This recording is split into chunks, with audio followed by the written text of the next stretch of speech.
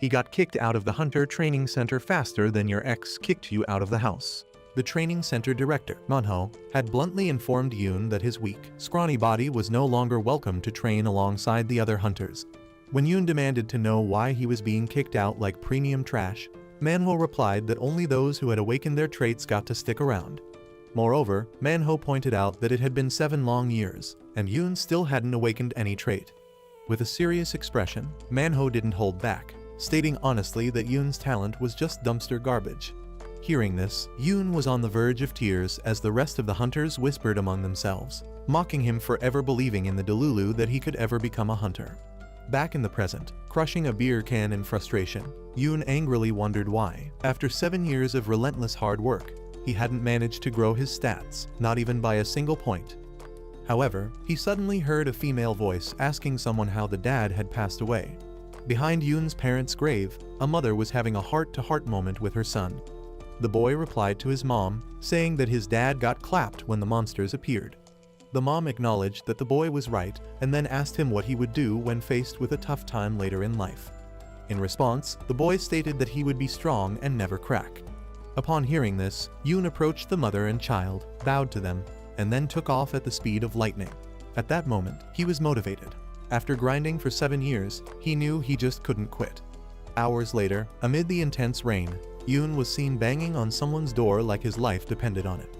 The door swung open to reveal the stone-faced director, who angrily demanded that Yoon get his twig, built like a blunt body, off his doorstep. Yoon begged, insisting that all he wanted was one last chance to pass the hunter's exam. However, this only infuriated Manhwa, who called Yoon a useless, walking liability and then shouted at him to get his ugly face out of his sight. Stepping closer, Manhwa angrily poked Yoon in the chest and questioned if he was refusing to leave his porch because of the membership subscription he had paid for. With a scoff, the director added that he would even refund half of his gym subscription just so Yoon could vanish faster than your dad. Yoon shouted, insisting that it wasn't about the money. But before he could say more, Manhwa suddenly violated his face, sending Yoon's cap flying and causing him to spew blood from his mouth as he crashed into a dumpster. Without a second glance, Manhwa turned to head back inside the house while calling Yoon a pathetic failure who would never make it. As Yoon sat amidst the garbage, convinced all was lost, a stream of water suddenly appeared out of nowhere. Suddenly, the water level unexpectedly increased, and a system window popped out, stating that the Tower of Trials commended him for his strong determination. Faced with this, Yoon shockingly wondered who was speaking, but before he could even process what was going on, he surprisingly realized he was sinking into the water. Overcome with fear, Yoon let out a high-pitched scream for help. Meanwhile, just inside his crib, Manhwa was vibing until Yoon's banshee-level screech shattered his peace. Dude was so done, wondering why this kid was extra for no reason. Annoyed, he angrily stepped outside, fully prepped to hand out another beatdown. However, to his utter shock, there was no one outside, only Yoon's baseball cap on the floor, which he angrily tossed into the garbage bin. At the same time, Yoon was drowning in a sea of unconsciousness. His breathing grew shallow, and at that point, his oxygen intake had diminished to the point where he could no longer breathe. Then, all of a sudden, he broke free from the sea of unconsciousness, only to find himself plummeting into a vast void. But just then, the system window reappeared, stating that the Tower of Trials had selected all suitable candidates from Earth. Before his eyes, the system instructed Yoon to choose his level of difficulty, further emphasizing that the reward he would receive would be directly proportional to the difficulty he selected. Yoon was faced with a window displaying the levels of difficulty, ranging from easy mode to hard mode. As he analyzed the situation, Yoon realized this could be his long-awaited moment of change. Determined to seize the opportunity, Yoon hurriedly selected a difficulty level and was instantly teleported to the first floor of the Tower of Trials. Now, he found himself standing before a vast desert, and at that moment, the system announced that a weapon would be provided for him. Out of the blue, a sword appeared in front of him, struck deep into the ground. Immediately after, the system then informed him that the subject of his first trial would be to survive, and the reward for succeeding would be a release of his unique trait. Hearing the words unique trait, Yoon was overcome with emotion. For 7 grueling years, he had been training harder than Baki Hanma, all in the desperate hope of gaining one. Yet now, unbelievably, the very opportunity he had longed for was right in the palm of his hand. With that resolve, Yoon stepped forward to seize the sword, but before he could lay a hand on it, the ground beneath his feet suddenly began to shift. Frightened, Yoon immediately started to run as the earth erupted to the sky like a scene from a Mitchell Bay movie. The system then announced the beginning of the trial and reminded Yoon that he had selected the hard difficulty level. At that moment, a monstrous sand golem emerged from the ground, towering before him with menacing red eyes. Yoon stood frozen in pure fear as the system declared that all he had to do was survive the sand monster for a good 9 minutes. Before Yoon could even wrap his head around what was going on, the monstrous golem raised his giant feet, ready to plaster him against the hard, sandy ground. But Yoon immediately activated his survival instinct, sprinting faster than Ippo's boxing movement. But just when he thought things couldn't get worse, the system delivered a chilling message informing him that failure to survive the trial meant death. Faced with no other choice, Yoon decided that running was his best chance at survival. However, the golem was relentlessly chasing him, closing the distance with each passing second. As he ran, Yoon quickly realized a harsh truth. Considering the brutal conditions of the desert, there was no way he could survive 9 minutes on just cardio. With the heat and exhaustion, his stamina would give out long before then. His eyes darted to the sword, and a thought settled in his mind. Either he died trying to escape, or he died fighting. Either way, he had to make a drastic decision. At that moment, he remembered the mocking voices of the hunters at the training ground, calling him a Delulu clown for believing he could ever become a hunter. As if that wasn't enough, the director's harsh declaration that he would never make it flashed through his thoughts, adding to the weight of doubt pressing down on him. But instead of breaking him, those haunting memories ignited a fire within him. 7 years of relentless training, 7 years of pushing himself beyond his limits. No way in hell was he letting that go to waste. Running was no longer an option. He had to find another way to survive. That's when his 2 brain cells finally clicked. He remembered that golems had one weakness: their cores. Destroy the core, and the beast drops faster than your willpower in front of a donut shop. The real challenge, however, was that their cores were always hidden in places that were anything but easy to reach. Despite that, Yoon was determined to give it a try. With renewed resolve, Yoon came to a sudden halt, stabbing his sword into the sandy ground to steady himself. Then, seizing the perfect opportunity, he launched himself toward the golem.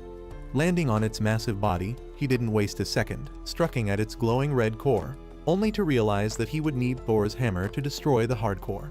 Panic surged through him. Sweat trickled down his face as he gritted his teeth, realizing this wouldn't be as easy as he had hoped. Desperate, he swung his sword for a round 2, but before he could land the strike, the golem's massive hand closed around him, squeezing him like some useless, stubborn bug. Just as his vision blurred and the edges of his consciousness began to fade, the voices of doubt he had endured over the years flooded his mind. The hunter's mocking laughter, the director's cruel roasting, all of it echoed in his head. With a final surge of determination, Yoon tightened his grip on his sword and, using every ounce of strength left in him, hurled it directly at the monster's core. Like the perfect strike, the blade hit dead center, shattering the core instantly. At that moment, the system window popped up, announcing the golem's annihilation, and that his allocated survival time still had 7 minutes remaining. Furthermore, the system declared that he had successfully completed the tutorial trial, and congratulated him for clearing the first floor of the Tower of Trials. Standing in the scorching desert, drenched in sweat and disbelief, Yoon just stared at the screen. He had survived. Against all odds, against all the BS, he had actually won. To solidify the win, the system delivered yet another announcement saying that for annihilating the golem, he had unlocked his unique trait and earned 1,000 points. At those words, Yoon stood frozen, his mind racing. 7 years of relentless training, 7 years of struggle, and now, at long last, he had finally unlocked a unique trait. Just then, the system delivered yet another notification that his unique trait was necromancy. At that moment, Yoon's eyes widened in shock as red-black mist suddenly began to swirl in front of him, materializing exactly where the golem had perished. Instinctively, he reached out and touched the eerie black mist. The moment his fingers grazed it, the system notified him that his unique trait, necromancy, had been activated and then posed a question, asking if he would like to absorb the golem's spirit. Hesitant but intrigued, Yoon clicked yes, and instantly, the red mist surged toward him, engulfing him completely. After this, the system informed him that he had successfully absorbed the sand golem, boosting his proficiency by 7%. Consequently, a radiant energy began glowing on the protagonist's chest, leaving him stunned. To clarify, the system declared that he had acquired 1 out of 5 spirits.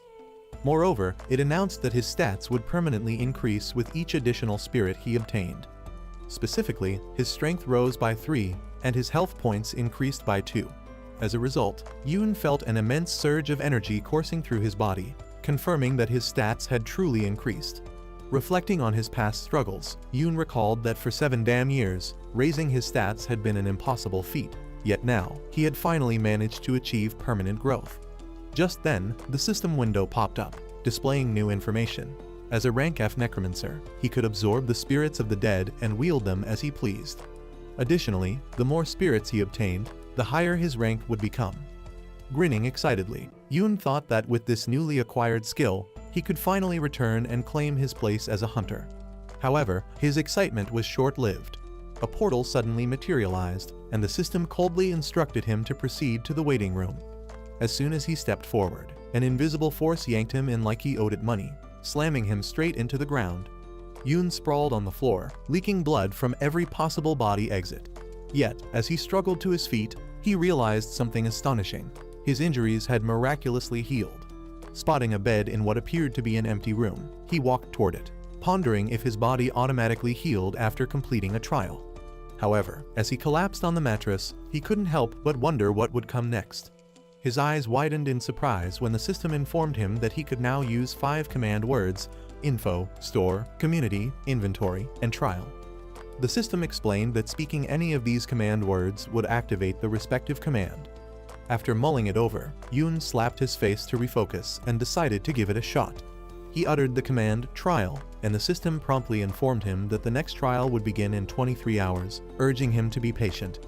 Unwilling to waste time, Yoon muttered community, and before his eyes, a chat window popped up, flooded with messages from people lamenting about their experiences in the same trials. As he scrolled through the chaotic discussions, he realized that every single person in the chat was just as confused as he was. Even more shocking, people who weren't hunters had also been forcibly dragged into the Tower of Trials. Suddenly, a system message flashed across the screen stating that admin XXX had entered the chat. Instantly, the chat was locked, and all messages were halted. Without delay, admin XXX dropped an important intel directed specifically at those who had cleared the tutorial trial. The admin explained that accumulating points was absolutely crucial, as they served as the primary currency for purchasing essential utilities within the Tower of Trials.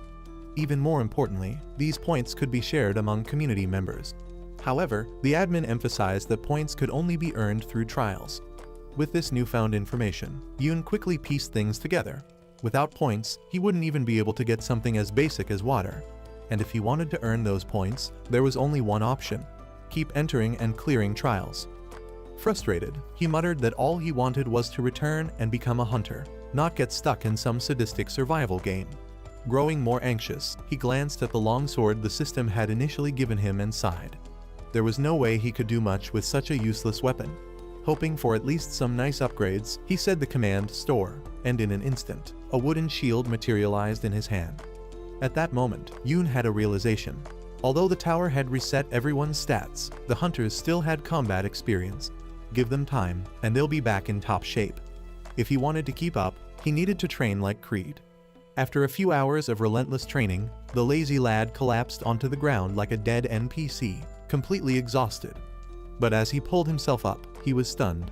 His strength had recovered 100% like he had never been tired at all. That's when it hit him. He could train endlessly in the waiting room, and his stamina would always replenish.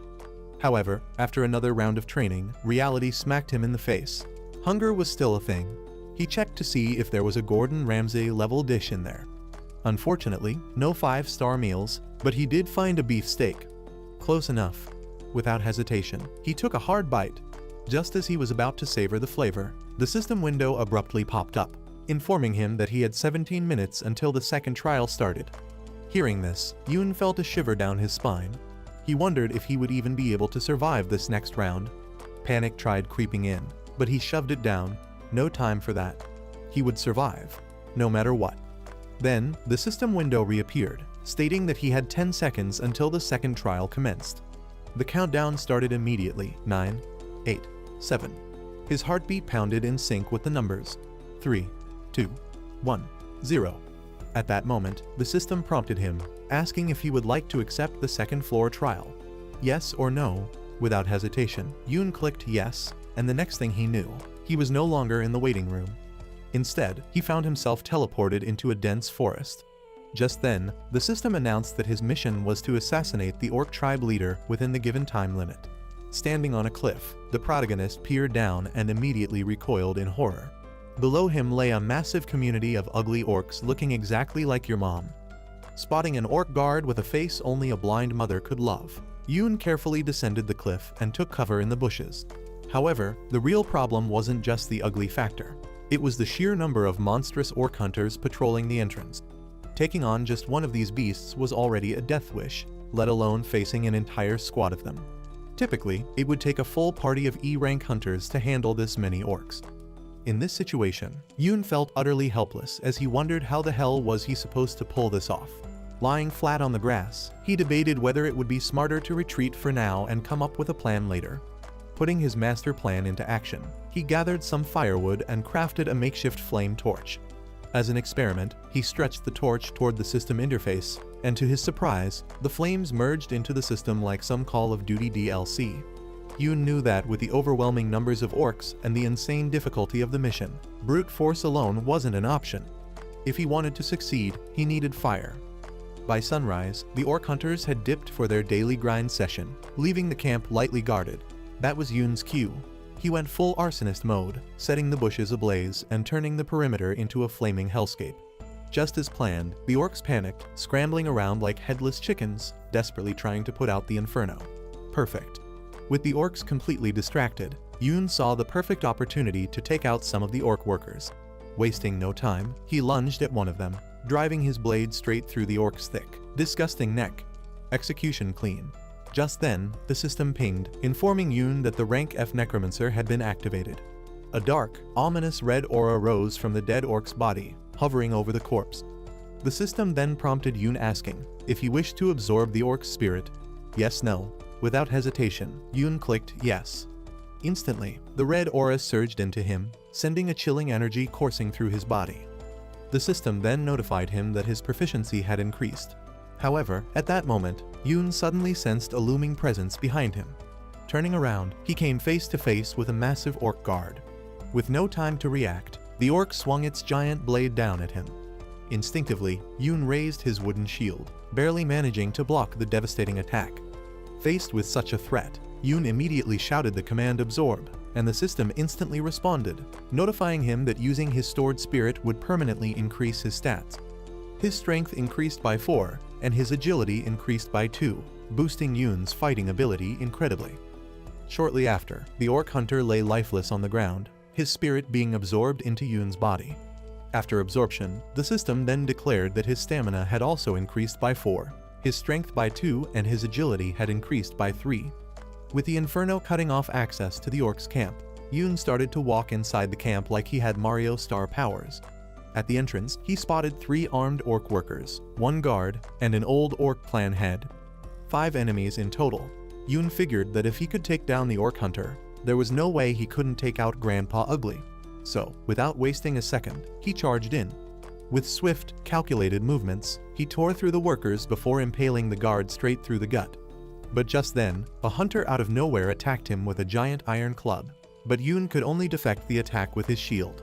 Realizing that the guard was the last obstacle standing between him and the old clan head, Yoon didn't hesitate.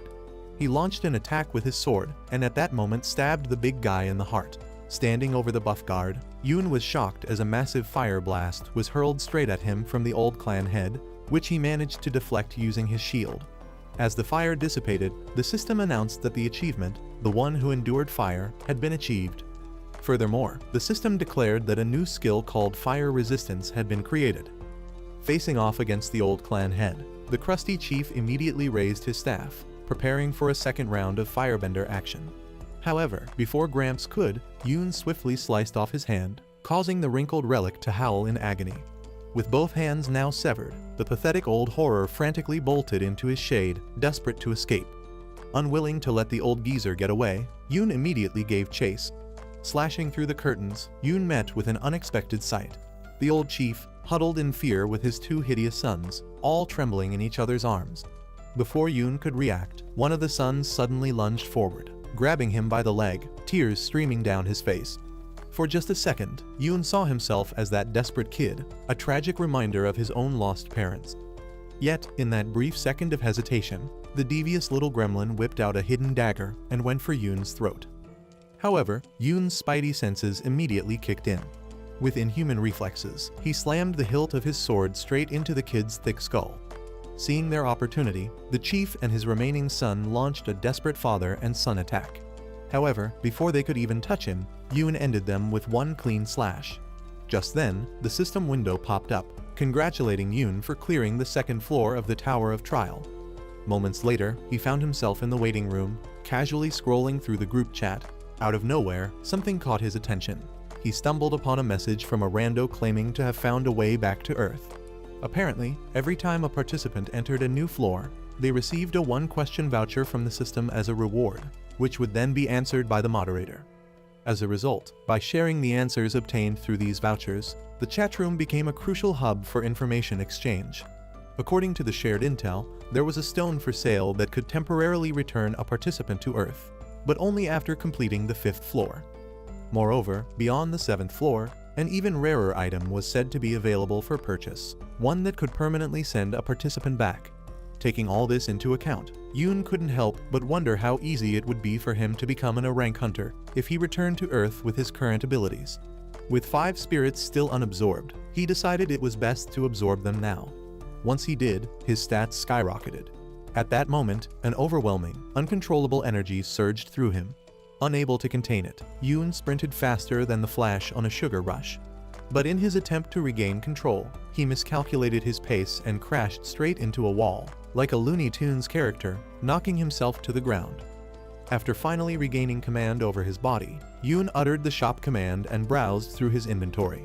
He purchased a massive dead tree shield, and on top of that, he acquired a black steel dagger capable of absorbing dark magic. To complete his loadout, he also bought an assassin cape that granted ultra speed for 1 minute. Now fully dripped out, Yoon figured it was best he got a hang of his new equipment before his next trial. Wasting no time, he jumped straight into training, determined to grow strong enough to take on any monster. A few hours later, Yoon was suddenly teleported into a pitch-black cave for his 3rd trial. This time, the challenge was a duel against the Guardian of Darkness, set to begin in 10 seconds. As the countdown ticked away, Yoon braced himself, ready to take on the challenge. The moment the timer hit 0, the system officially announced the start of the duel. Out of nowhere, Yoon felt a sharp, swift strike land on his ribs, forcing a groan of pain out of him. Right then, the system declared that his mission was to defeat the Doppelganger of Darkness. In retaliation, Yoon attempted to land a strike of his own but missed. As the tension escalated, the Venom of Darkness locked eyes with him, its gaze piercing through the dimly lit cave. At that moment, the system window appeared, announcing that the fast recovery skill had been activated, instantly healing Yoon's spinal injury. However, just then, he noticed something strange. Every single move he made, the Venom mimicked with eerie precision. To confirm his suspicion, Yoon went in for another strike. Without wasting a second, he charged at the monster, his blade slicing clean through its dark, misty form. Enraged, the creature let out a chilling screech, but to Yoon's dismay, it regenerated almost instantly before retaliating with a vicious counterattack of its own. As the monster charged toward Yoon, it mirrored Yoon's exact movements, slashing his arm with precision. With his suspicion confirmed, Yoon decided to turn the situation to his advantage by exploiting the weaknesses in his own swordsmanship to outmaneuver the copycat. Without hesitation, he leaped high and struck with his blade, but the Venom effortlessly parried his attack. Undeterred, Yoon followed up with a counterstrike, then a 3rd attack, yet the monster blocked them all with perfect accuracy like it had watched Yoon's entire fighting style on YouTube. Determined to break through, Yoon pushed in even further, attempting to land a decisive blow, almost had it, but then the creature nearly one-shot him in return. Realizing he was inches away from meeting Mitchell Jackson, Yoon retreated immediately. The monster wasted no time and launched a fierce assault of its own, but Yoon narrowly managed to survive.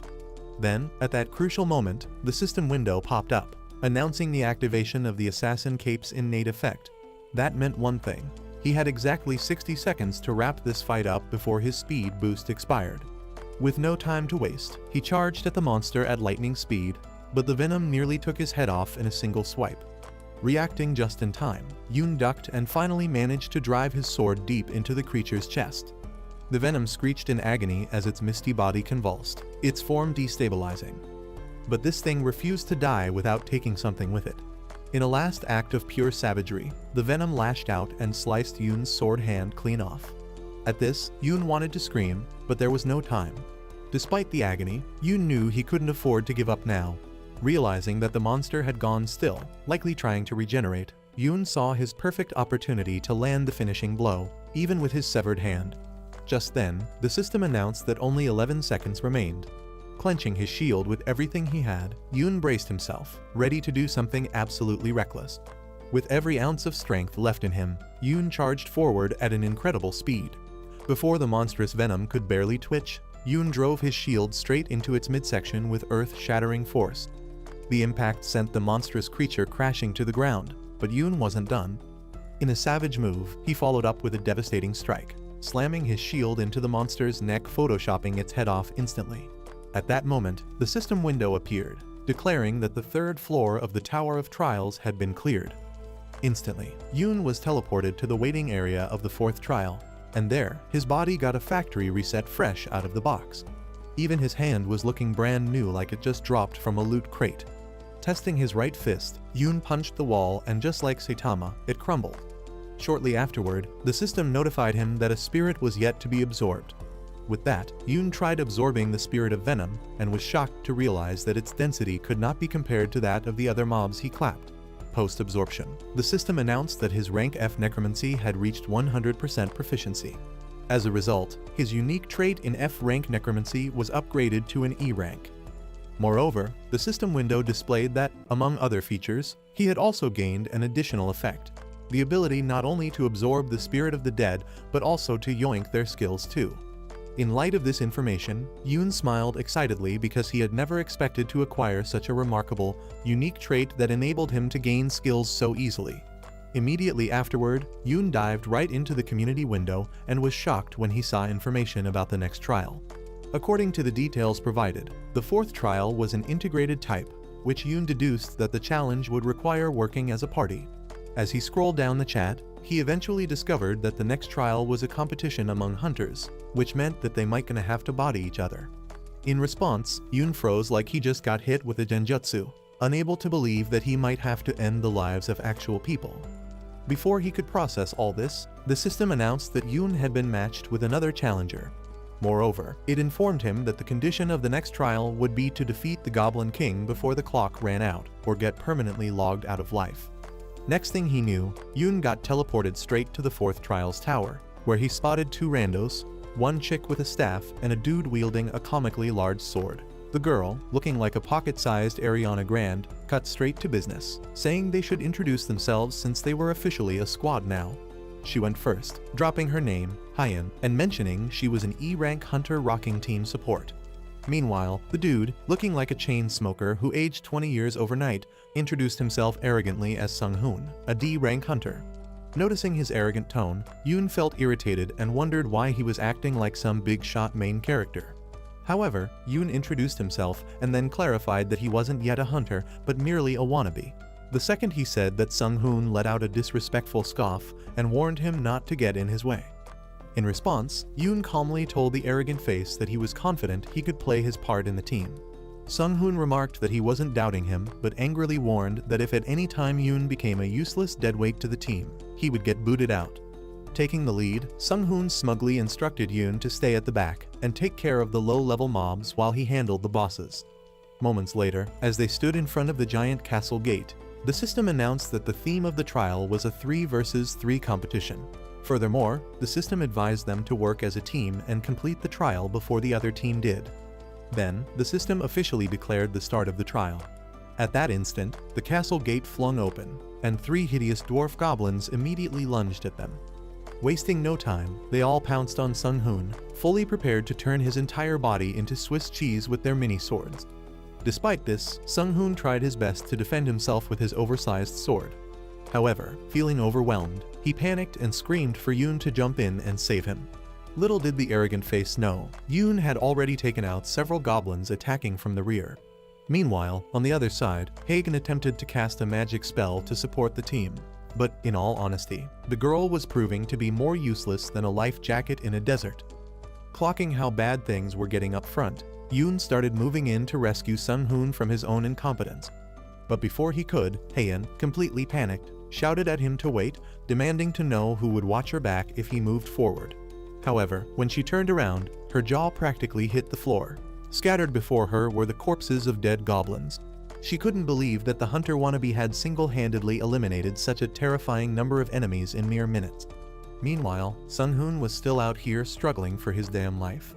The goblin trio hadn't let up, and one of them suddenly launched an iron-spiked ball straight at him, knocking his mighty Thor sword right out of his grip. Now defenseless, Sung-hoon found himself in deep trouble as another goblin leaped mid-air, aiming to slice his blobfish face into sashimi. At that very moment, Sung-hoon swore he saw heaven's gates opening, and his only regret was having Yoon on his team. However, in the blink of an eye, Yoon materialized from nowhere and sliced the goblin clean in half, saving Mr. Skeletorface from an express ticket to the Shadow Realm. Sung-hoon stood frozen in shock, unable to process what had just happened. But Yoon wasn't done just yet. Moving like the perfect swordsman, he tore through the rest of the goblins with the ease of a chef dicing onions. Limbs, flying, blood, spraying. Yoon made it brutal. Midway through the massacre, the system slid in with a little notification, congratulating Yoon for being awarded with the title of the Goblin Hunter.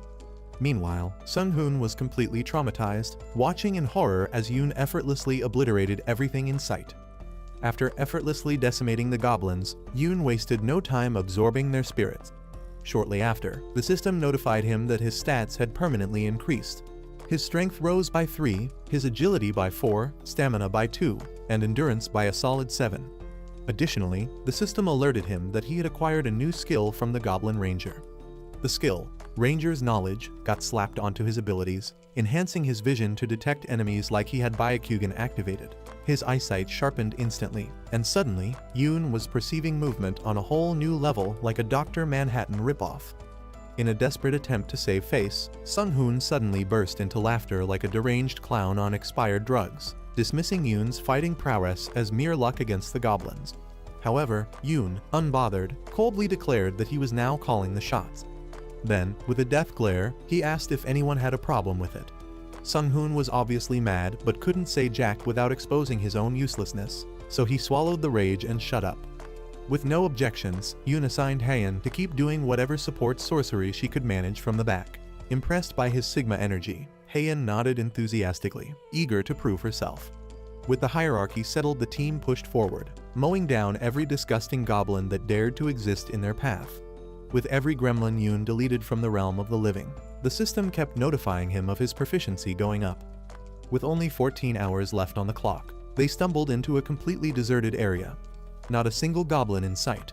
But Yoon's spidey sense went off the charts. Something was wrong. Sensing something off, he dashed ahead, prompting the rest of the team to follow without question. Upon reaching a fountain, they were met with a gruesome sight. A horde of dead goblins scattered everywhere like discarded fast food wrappers. Surveying the carnage, Haeun pointed out that this mess was obviously the handiwork of the other challengers, who were clearly ahead of them. Channeling his inner Sherlock Holmes, Yoon touched the goblin's blood and noticed that it was still warm, which meant that the other team had to be close.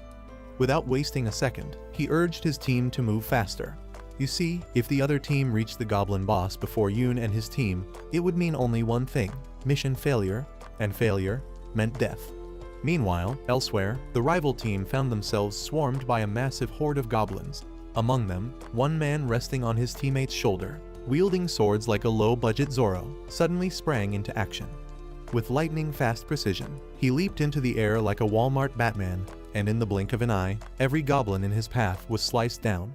His teammate, thoroughly impressed, called out his name, Haeun, and praised his absolute Chad-level swordsmanship.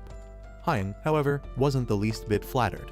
Instead, he merely scoffed, irritated that his so-called teammates were a bunch of useless freeloaders, making him do all the work. Finally, after bulldozing through the goblin horde, the rival team arrived at the massive gate of the goblin boss. Haeun, the obvious leader of the team, then ordered some guy named Jinhoo to open the gate, which Jinhoo grumbled about but obeyed like the NPC he was. However, the moment the final goblin boss gate swung open, the system announcement echoed through the space, confirming that all conditions had been met. Additionally, the system stated that all members of the challengers teams had officially entered the Goblin King's tower. Furthermore, it issued a grim warning stating that the boss battle would not commence until one of the teams was eliminated. In the blink of an eye, a red glowing sphere suddenly engulfed the entire location, sealing them all inside. Just then, one of the members of the rival team immediately alerted the rest of the team to the presence of Yoon and the gang.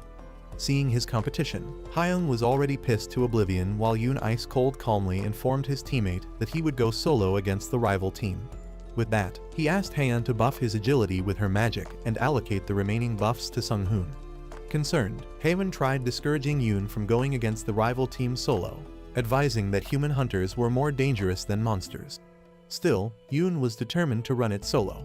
Realizing she couldn't change his mind, Haeyeon raised her staff to summon her buff energy towards Yoon, and at that instant, his agility was doubled, but only for 10 minutes. Meanwhile, the rival team wasted no time locking into battle formation, anticipating a fight as Yoon charged towards them, ready to take them on. At full speed, Yoon dashed at his ops. Upon witnessing such inhuman speed, Hyung froze on the spot like a JoJo time-stop victim. Wasting no time, he immediately ordered Jinhoo to summon an unbreakable shield with everything he had, and without thinking twice, Jinhoo obeyed. However, just as Yoon got close, he launched himself high into the air, bringing his sword down on the shield. Instantly, the unbreakable shield broke faster than their moms' backs at night. Before anyone could react, Yoon closed the distance, slicing through one of his rivals with ease, while the other didn't even get a chance to say his last prayers. Meanwhile, Haeyeon and Sung-hoon stood there like side characters, absolutely gobsmacked, watching a full-blown Hollywood action scene unfold before their eyes. Back to our boy, after making quick work of the weaklings, he now stood face to face with Hyung, the so-called powerful swordsman. The two clashed blades at insane speeds, but something felt off. Despite being told his whole life that he was a top-tier skilled hunter, right now Hyung was getting humbled like some newbie.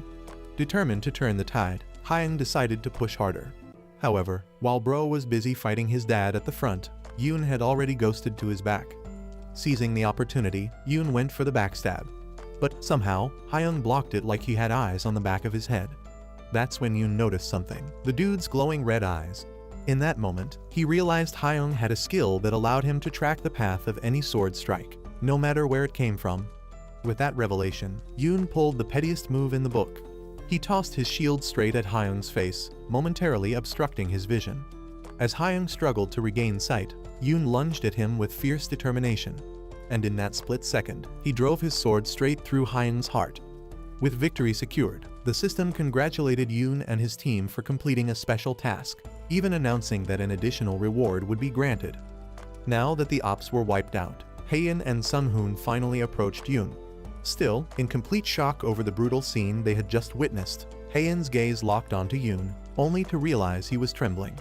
This gave her a total shock, prompting her to ask Yoon if he was okay. Yoon responded saying he was fine. However, Haeyeon remained unsettled.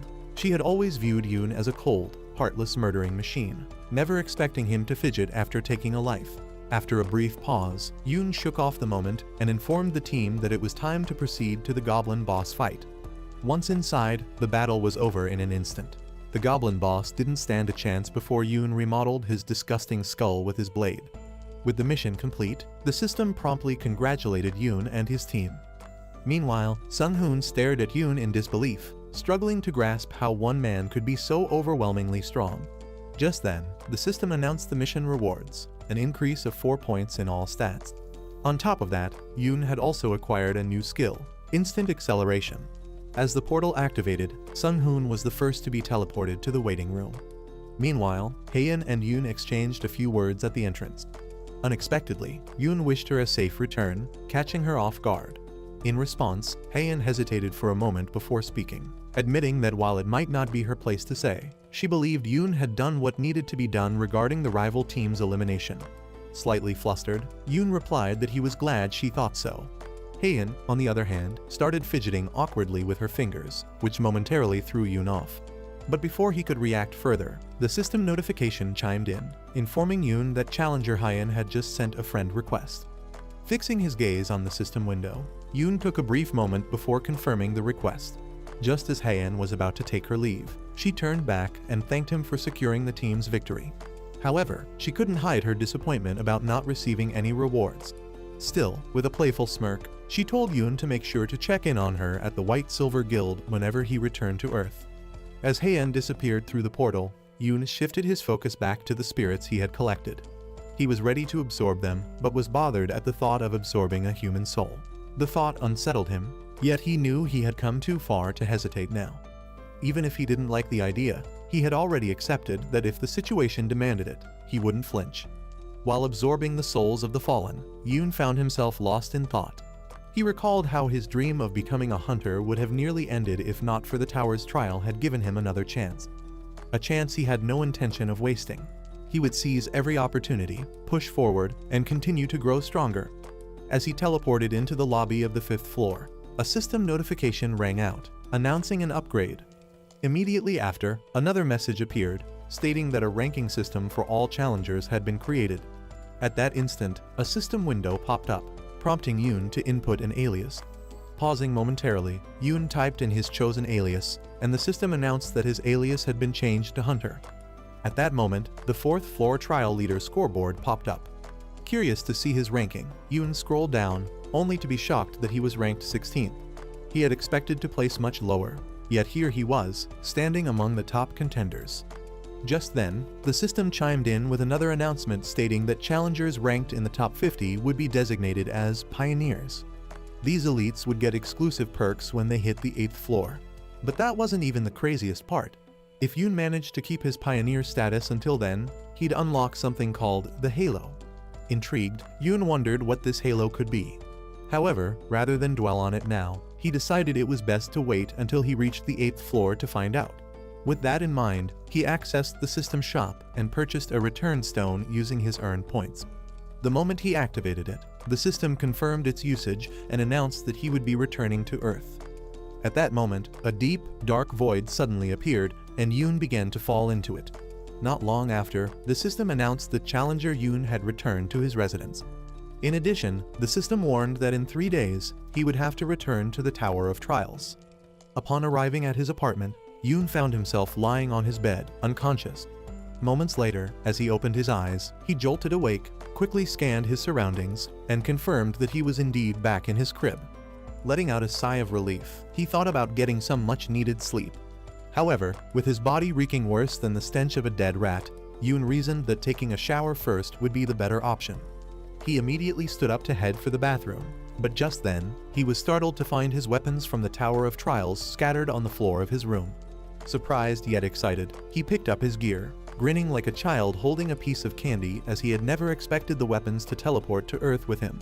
However, he quickly considered the possibility that with more hunters returning to Earth, there would be an influx of weapons, causing the price of hunter supplies to plummet. If that were the case, he figured he should sell his gear as quickly as possible to make some easy cash. Yet, he remembered that only those officially recognized as hunters could sell equipment. Back at the tower, he had always planned to apply for the hunter exam once he returned to Earth. Now that he was back, he hurriedly picked up his phone and called the money-hungry, stern-faced director.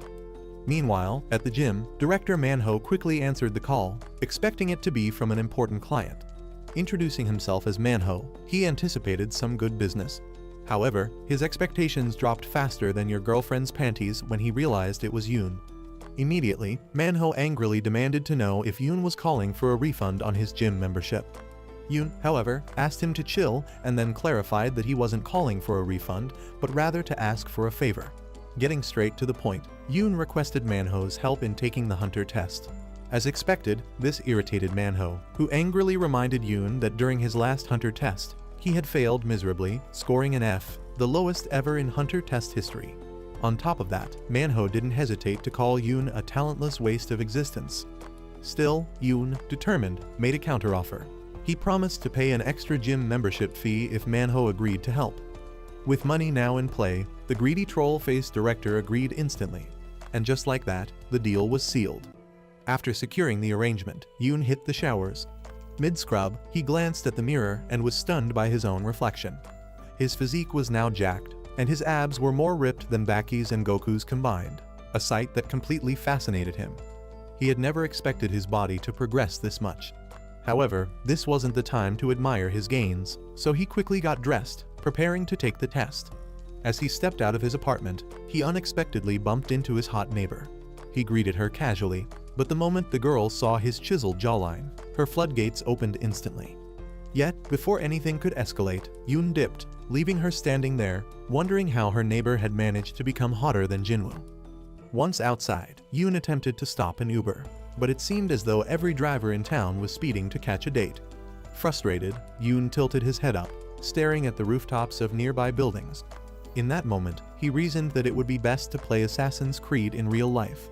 Without hesitation, he parked onto the nearest building and Naruto ran across the skyline, heading straight for the Hunters Association. Upon arriving at the Hunters Association building, Yoon stepped inside and was immediately met by Manhwa and some random dude. Without wasting time, the rando introduced himself as Kim, the inspector responsible for grading the Hunter test. Maintaining a professional demeanor, Kim then asked if Yoon had any questions about the test procedures before they began. Yoon simply responded that he was already familiar with the process. Nodding in acknowledgement, Kim remarked that they could begin immediately. As he entered the test grounds, Yoon was handed a sword for the trial. Meanwhile, up in the observation room, Manhwa turned to Kim, reminding him to ensure that Yoon failed. In response, the corrupt donkey reassured him that he had prepared the most difficult opponent possible, so there was absolutely no way in hell Yoon would pass. To commence the test, Manhwa instructed Yoon to choose his level of difficulty, clarifying that he could select anywhere between levels 1 and 10. Back in the past, during his previous tests, Yoon had always picked level 1, which involved sparring against a low-level goblin. Yet, despite the easy setting, he was always bodied by the goblin like a scared little princess. In the present, before Yoon could even make his choice, Manhwa was already chuckling to himself, fully expecting him to pick level 1 again. But this time, Yoon did the unthinkable. He chose level 10. Manhwa's smug expression vanished instantly as shock ripped through his entire being. He had expected anything but that. With that, the test officially began.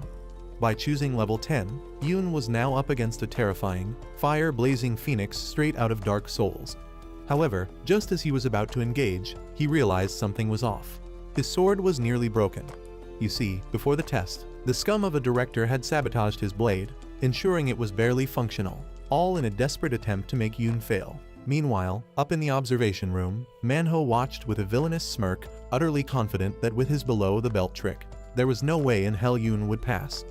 At the same time, the phoenix flapped its massive wings and soared high, preparing to unleash a hellfire attack. But at that moment, a blue aura flickered in Yoon's eyes. He was fully prepared for whatever. The scene was interjected with memories of a few years back when Manhwa had just passed his hunter qualification test. That day, he and his homies celebrated like it was 1999. However, as time passed by, the gap between him and his peers started to widen, and while they continued to level up, he found himself stuck. You see, in the world of hunters, being born with talent was everything, and since Manhwa wasn't as talented as his peers, he gave up and stopped working hard. Standing before a wall bigger than his life accomplishments, Manhwa came to a realization that humans give up when faced with unscalable obstacles. They stop pushing forward when the challenge seems impossible. Fast forward to the present, as he watched Yoon battling the monstrous phoenix, Manhwa couldn't help but think it was best for Yoon to just give up, just like he had, and stopped thinking he could be better. Back to the fight, Sung-hoon's blade finally snapped in half as expected. At that moment, Yoon put 2 and 2 together and figured it was Manhwa's handiwork. Watching from above, Manhwa smirked like a perfect evil mastermind, certain that Yoon would now have no choice but to quit. There was no way he could continue. However, even with his sword broken, Yoon saw this as the perfect opportunity to test out the skill he had just obtained from the trial of the 4th floor. So without wasting a second, Yoon activated instant acceleration by saying it out loud and instantly blitzed toward the phoenix. Without hesitation, he drove his broken blade straight into the phoenix's eye, causing the giant beast to screech in unbearable pain. After that attack, he crashed back down like a meteor, shattering the ground beneath him. Then, he immediately picked up a brick, gripping it tightly, and with the precision of an Olympic javelin thrower, he yeeted it toward the wounded phoenix. The brick struck with lethal force, slicing through the bird's head and splitting it into 2 equal halves, causing the bird to collapse to the ground. With that, the test was concluded, and despite all odds, Yoon finally passed with flying colors. Several hours later, some overly excited secretary handed Yoon his C-rank hunter ID card, congratulating him as she did. She informed him that he had been officially registered with the Hunters Association, making him a recognized hunter. Receiving the ID card, Yoon immediately inquired whether he could now enter dungeons and sell weapons. The secretary confirmed with a nod, saying that he was free to do so. Meanwhile, back in the office, Manhwa slammed his hand on the desk so hard his ancestor could hear it and furiously asked Kim what went wrong. Kim, clueless, insisted that he had done everything in his power to ensure Yoon wouldn't pass. Still fuming, Manhwa retorted that Kim had not only let the brat succeed, but had also given him a higher rank. Defensive, Kim explained that lowering Yoon's rank had been impossible. The boy hadn't just eliminated the monster, he had done it in 10 seconds. Any rank lower than a C, he added, would have sparked complaints from the association. In the middle of their heated exchange, Yoon entered the office, casually flexing that he had collected his license. Moving further inside, he took one look at Manhwa's stiff expression and asked why he looked rather unhappy to hear the good news.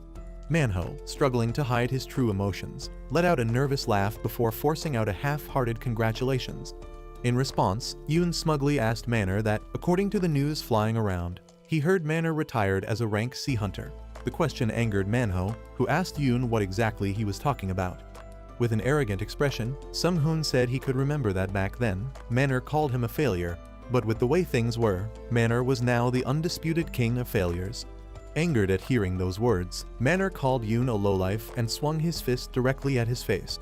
But our boy stepped to the side, dodging the punch effortlessly, and then body checked him straight in the guts. Yoon said it was self-defense, and then followed the assault by pimp slapping Manor's ugly face as payback for years of disrespect. Later that evening, outside the Hunter Association building, Kim tried to cut Yoon a deal by asking him to be an exclusive hunter for the Hunter Association. Kim revealed that by becoming an exclusive hunter, Yoon would earn over $1 million and even more based on negotiations.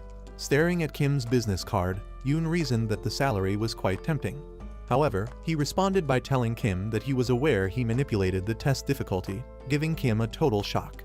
With that being said, Yoon walked away, tossing the business card to the ground, and said he would never be in a contract with a sleazy snake. 2 days later, inside Yoon's apartment, the evening news played in the background. The male newscaster reported on a strange and unsettling phenomenon that hunters across the city had been mysteriously summoned to the Tower of Trials. This made Yoon concerned that everyone was now aware of the Tower of Trial. However, on the bright side, Sung-hoon had managed to sell his equipment and was proud of how he spent his 3 days break on Earth.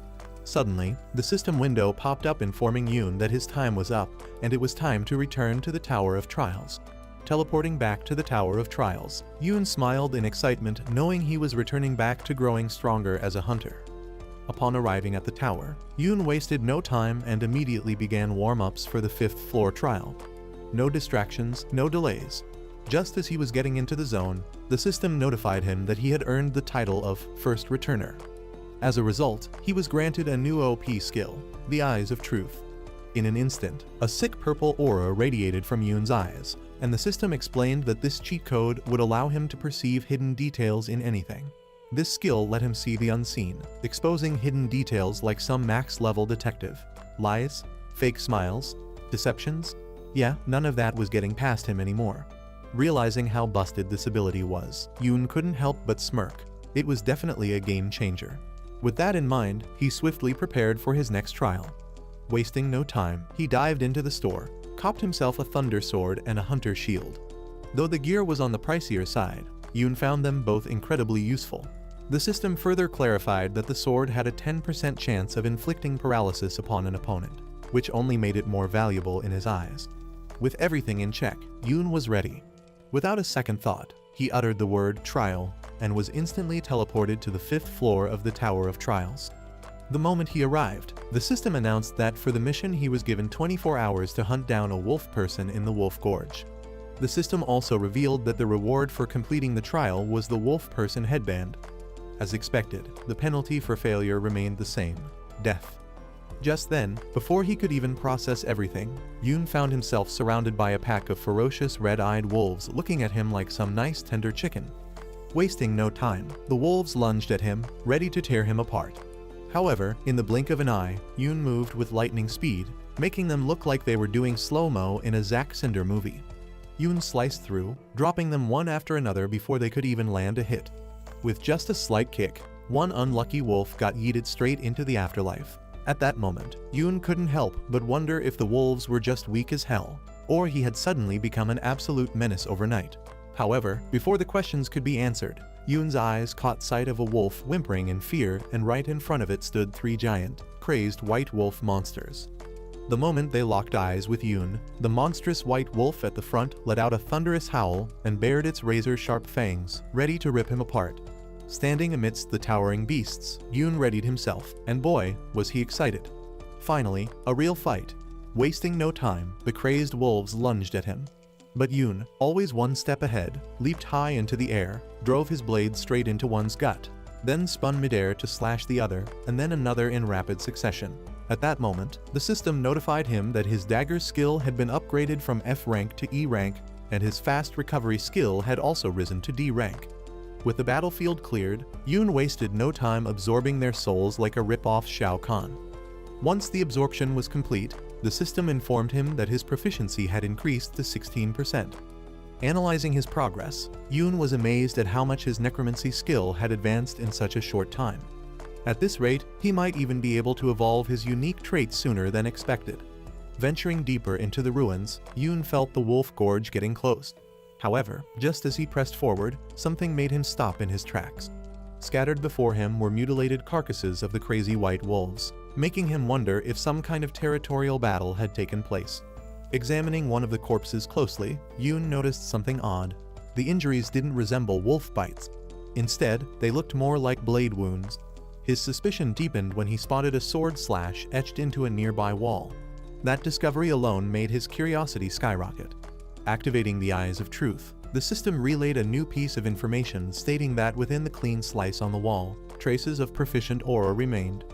The word aura was unclear to Yoon, making him wonder if it was some kind of skill, which he found really unsettling. As he moved deeper, the body count only grew, making him realizing that he was definitely getting closer to the wolf gorge. So without hesitation, he blasted forward at full speed, moving like a bullet. The moment he reached the cave that was supposed to house his target, he skidded to a halt. Something sure wasn't adding up. At that moment, his eyes widened in shock when the system announced that the conditions for the trial had been met and the wolf person had been eliminated. Standing before the corpse of a giant wolf beast man, Yoon couldn't figure out what was going on and who might have been responsible for taking down the wolf person even before he had arrived. Before he could wrap his head around the mystery, the system delivered yet another surprise, stating that an intruder had been detected in his trial. Hence, the goal of the trial had been modified, and the new goal was to eliminate the interdimensional intruder. Right after that information, Yoon's gaze locked onto a towering figure. Standing before him was a horned Optimus Prime. Quickly, Yoon realized that the big guy should be the intruder from another dimension, and what was even more shocking was that the Tower of Trial existed in other dimensions. The armored intruder wasted no time, pointing his colossal sword at Yoon. He called Yoon a barbarian and demanded to know if he was not scared of the horror of death. With no response from Yoon, Optimus Prime hit full rage mode and went full-blown berserker, charging straight at Yoon. Meanwhile, upon seeing the incoming Chonkmaster 3000, Yoon decided it was time to get creative and swiftly played the wolf beast man in front of him like C. Ronaldo, launching him straight at the Gigachonk. Seizing the opening, Yoon dashed in, blade first, aiming for the big guy's midsection. However, to his utter shock, the blade had zero effect on the dude's impenetrable plot armor. Before he could recover from the shock, the horror of death came swinging his massive sword aimed to cleave Yoon in half. But Yoon managed to block the attack with his shield. Unfortunately, the sheer impact shattered his shield instantly, sending him crashing into the wall. Struggling to regain himself, Yoon soon realized, to his dismay, that his wrist was broken. Furious, he called the big guy an intruder and demanded to know why the hell he was crashing his trial.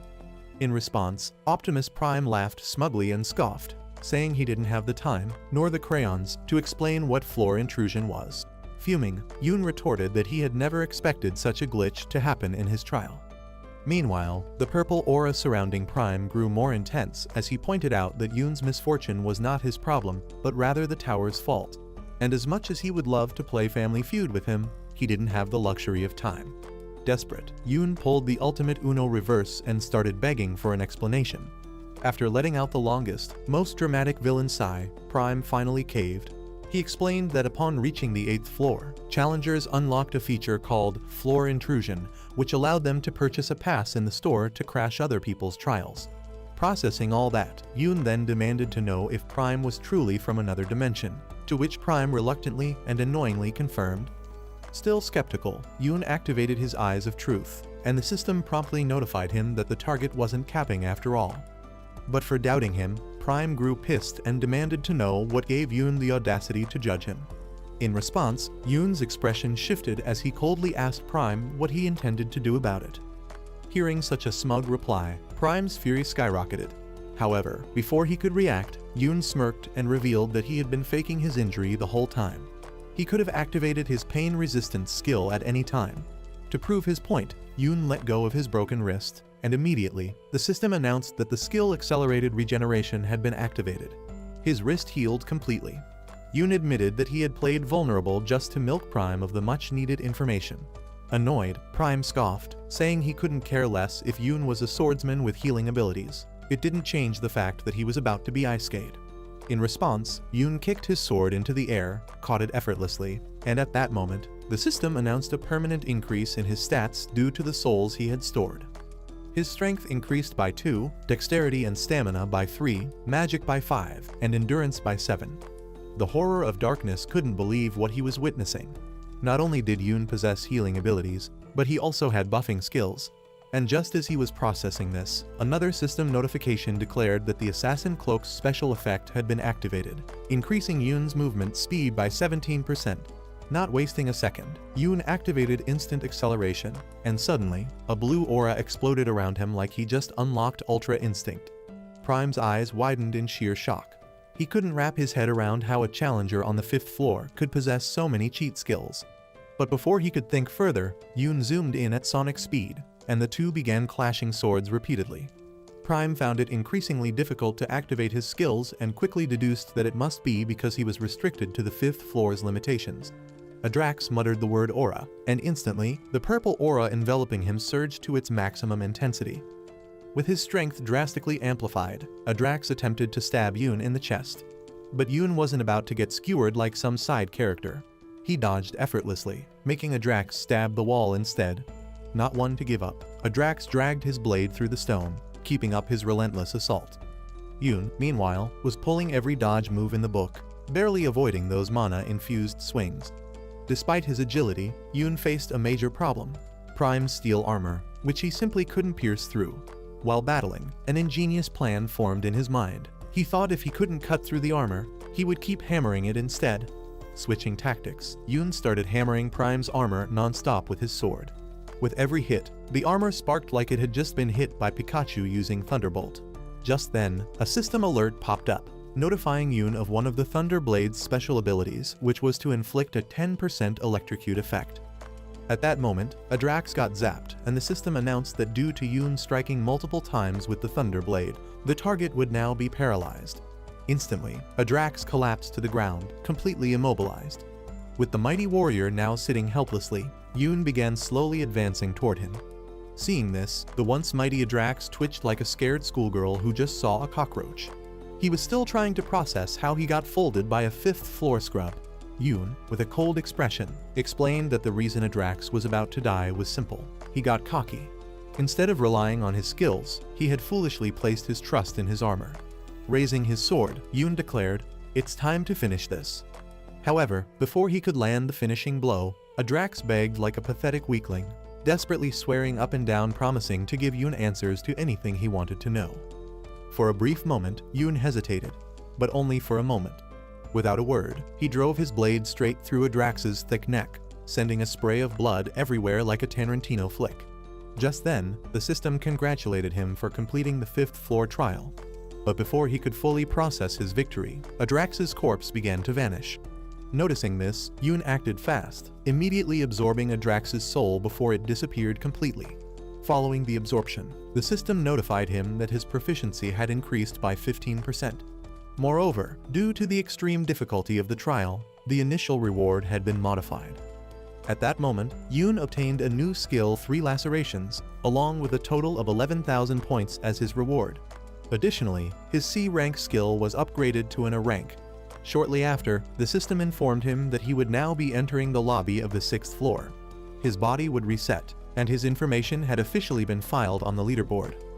Upon stepping into the 6th floor lobby, Yoon couldn't shake off a troubling thought: the interdimensional invasion. He now fully understood that until he uncovered some vital information, he remained at risk of future invasions. Even though he had planned to hoard his question vouchers until the 8th floor, he had no choice but to use them now. Activating his question voucher, the system instructed him to write down the questions he wanted to ask. Without hesitation, Yoon demanded to know exactly what a floor invasion was and whether he could get a heads up before one occurred. His question was sent instantly, and to his surprise, the system responded almost immediately. Apparently, a floor invasion meant that some other rando could crash your trial if you were anywhere below the 10th floor. However, special trials, like group challenges, could not be invaded, and this perk was unlocked at the 8th floor. Trying to press for more details, Yoon was met with a system warning. He could not receive further information at his current floor. With his questions half answered, he dived into his inventory, intent on using the contents of the chest he had brought from Earth to repair his broken shield. The moment he used the materials, his shield was restored, good as new, as if it had just been purchased on eBay. Just then, the system notified him that he had 1 hour until the start of the 6th floor trial. With time to spare, Yoon decided to check the leaderboard and the community chat. Opening the leaderboard, he was shocked to find himself ranked 3rd. He had skyrocketed from 16th place to an astonishing 3rd place. Curious, he switched to the community chat, but was shocked to see that the drama going on there was wild. One half of the chat was geeking out over a skill called the psychology resistance skill that made it mentally easier to commit murder, while the other half was in full meltdown mode, screaming that this was crossing the line. The whole thing looked like a messy family WhatsApp group. Yoon, however, just stood there, bewildered, wondering what the heck was this psychological resistance skill and why were the bozos so hyped about it. Suddenly, his eyes widened as he spotted a particular message, stating that the idiot who had spread false information on the 4th floor had suddenly changed their username to Princess Sudi. This was the same person who had falsely leaked the news about hunters eliminating each other back then. Yoon recognized this clown as the nincompoop responsible for cranking up the competition to toxic levels. So, he mentally noted the name Princess Sudi for future purposes. A few minutes later, the system window appeared, asking Yoon if he would accept the 6th floor trial. Upon confirmation, the system informed him that the mission of the trial was simple: conquer. He had a time limit of 50 minutes and needed to capture one of the surrounding tiles within that time frame. As for the reward, he would get to pick a random box labeled Box B. The moment he was teleported into the trial area, Yoon was hit with a shocking realization that the trial would take place in the middle of the ocean with slab of brick arranged on the surface. Before he could fully process the One Piece vibe, the system notified him that his teammate had been assigned. All he had to do now was cooperate with them to complete the trial. A portal appeared before him, indicating where his teammate would emerge. But as Yoon watched and waited, no one came through. Confused, he wondered what was going on, but then, without warning, a spear was launched straight at his head. Reacting swiftly, Yoon caught it mid-air, yanked the weapon back, and surprised, a dude came flying out of the portal, landing face first to the ground. Yoon walked up to the dude and asked why the hell he was attacking his own teammate. The guy just smirked and said, "Maybe if you actually checked the chat, you'd know." The dude casually added that clapping teammates was the fastest way to farm achievements. Yoon's face immediately darkened as he asked if the guy even gave a damn about betraying his own teammates. In response, the young man asked why Sun Yoon was acting all high and mighty. He pointed out that before Yoon pretended to have a conscience, he should remember that the whole tower was just a bloodbath and everyone's already doing it. Meanwhile, going on all around the vast ocean, challengers were stabbing each other in the back, all for better rewards. Some were even deceptive, like two partners going for a handshake, only for one of them to use the distraction to stab the other square in the chest. As a reward for snitching, the system slapped the backstabber with the title Dirty Murderer, while also granting him a 1-point increase in durability. Meanwhile, back to our protagonist. The spiky-haired partner noticed Yoon was distracted, obviously checking out the chaos around him. Seeing an opening, he wasted no time and went straight for Yoon's face with a stab. But Yoon, without even looking, speared him clean through the back in a dramatic pose. The guy let out a blood-curdling scream, coughing up blood, his mind wondering how Yoon was even possible to make such a move. Right on cue, the system chimed in, notifying Yoon that he had acquired the title Traitor, boosting his strength by 1. Though Yoon would never willingly ice-sky a fellow human just for rewards, he sure as hell wasn't about to ignore someone coming for his head. At the same time, in the middle of a coveted tile, a waterbender reject stood tall, flexing his control over the element by conjuring an impenetrable water shield, blocking challengers from stepping in. The sheer brilliance of his barrier had him feeling himself a little too much. He even let out a laugh. However, his confidence was short-lived.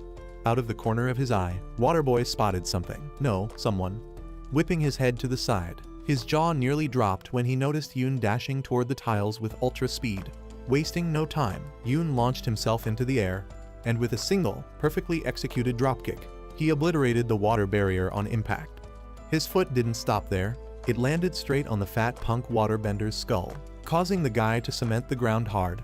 Dead, instantly. With the tile secured, Yoon took a seat in the center like a meditating monk as the system announced he was now in the process of capturing it. However, there was a catch. The system further warned that if a single fool dared step onto his tile, the capture process would be interrupted. Bottom line, Yoon had to hold it down for 10 minutes, no intrusions were allowed. With the mission clear in his mind, Yoon sat in silence, hyper-aware of any incoming threats. But in that moment of stillness, his thoughts drifted to the madness unfolding on the 6th floor trial. This challenge had exposed the ugly truth about human nature, their distrust, their greed, and how easily they slaughtered each other for the slightest gain. Yoon knew that, ideally, he'd just yeet anyone off his tile peacefully. But deep down, he also understood that surely someone was going to die. That was just the way humans were. Just then, his reflection was interrupted when the system notified him that someone had stepped on his tile. Looking to the side, he noticed 4 ugly mofos strutting to the middle of the tile like they owned it. One of them, with a jabroni hairstyle, smirked and said Yoon must be surprised to see 4 of them when normally they should be 2. Yoon responded almost immediately, saying it was painfully obvious by their repulsive faces that they were wannabe gangsters who formed a murder party just to farm achievements. The yellow-haired douche-face said he was damn right, but unfortunately for Yoon, that meant he would have to die. Without wasting a second, Meathead Saitama and his equally brain-dead buddy charged at Yoon. Seeing the incoming attack, Yoon prepared himself for the worst-case scenario. But then, a mage at the rear summoned a dark magic called Heart Solidarity, which sent a sinister force straight at Yoon's chest. The system chimed in, warning Yoon that he was now linked to the mage, Jinhyun, and all pain the mage experiences will be shared with him. With the dark magic taken over, Jinhyun pulled out a dagger and stabbed his own palm open, and Yoon instantly felt the searing pain of his palm splitting as if he'd cut it himself, causing his sword to clatter to the ground. To alleviate his suffering, the system immediately activated the pain resistance skill, L, which reduced Yoon's pain by 15%. Meanwhile, carrying a bucket of ocean water was the fat gym rat, who didn't hesitate to baptize Yoon with the seawater. As a result, the system announced that after coming in contact with the ocean water, Yoon's strength, agility and stamina had all decreased by 10 for approximately 2 minutes.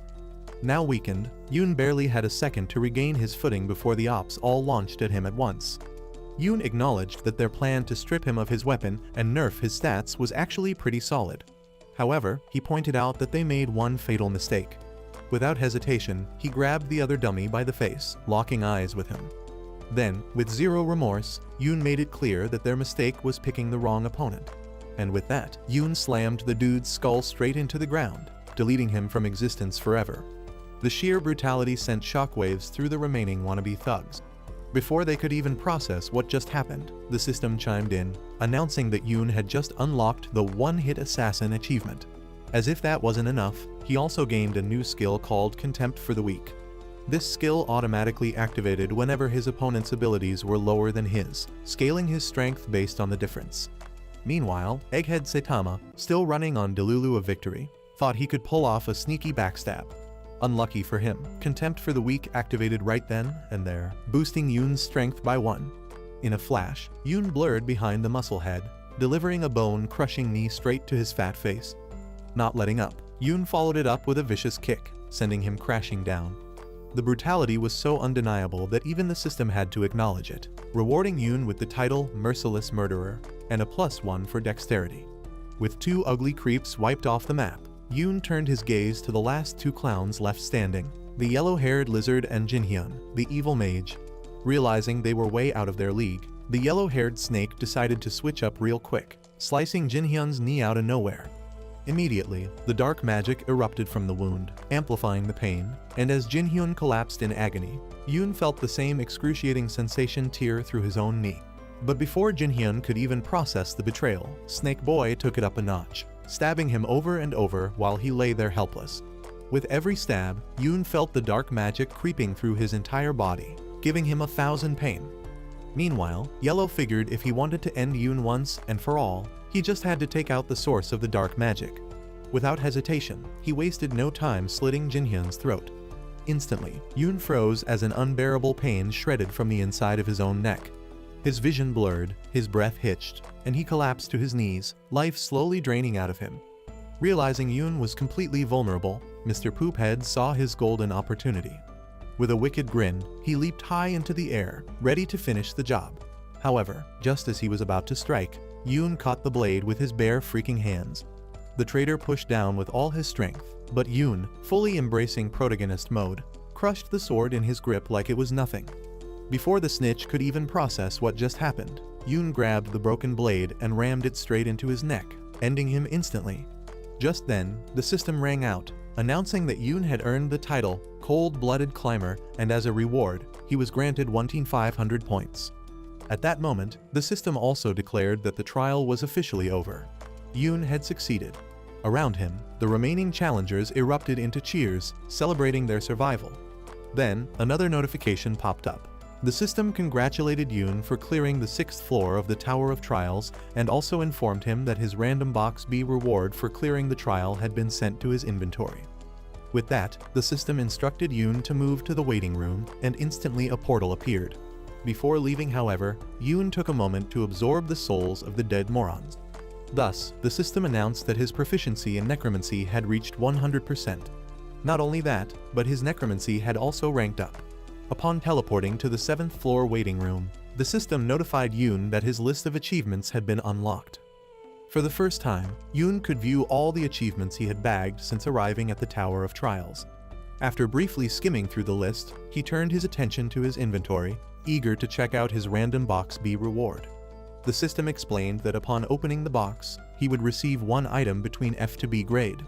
Upon hearing this information, Yoon's expectations dropped, prompting him to discard whatever was in the box as some useless junk. But whatever, he untied the gacha box yellow ribbon with a sigh, and suddenly, a bright light emanated from inside, and out of it a ugly green baby gremlin jumped out. Yoon immediately swung into action, going full speed, attempting to catch the baby gremlin. However, the mini Shrek had Ultra Instinct and was totally unreachable, much like your dreams and aspirations. After numerous failed attempts, he finally managed to get a hold of the ET, which excited him. Unfortunately, the gremlin sank its sharp vampire teeth into his flesh, causing Yoon to cry out in excruciating pain. Instantly, he was forced to drop the little diaper demon. This time, however, he swore never to go easy on the little menace. Channeling all his rage, he leaped into the air, but the gremlin double jumped like it was in a Subway Surfer game.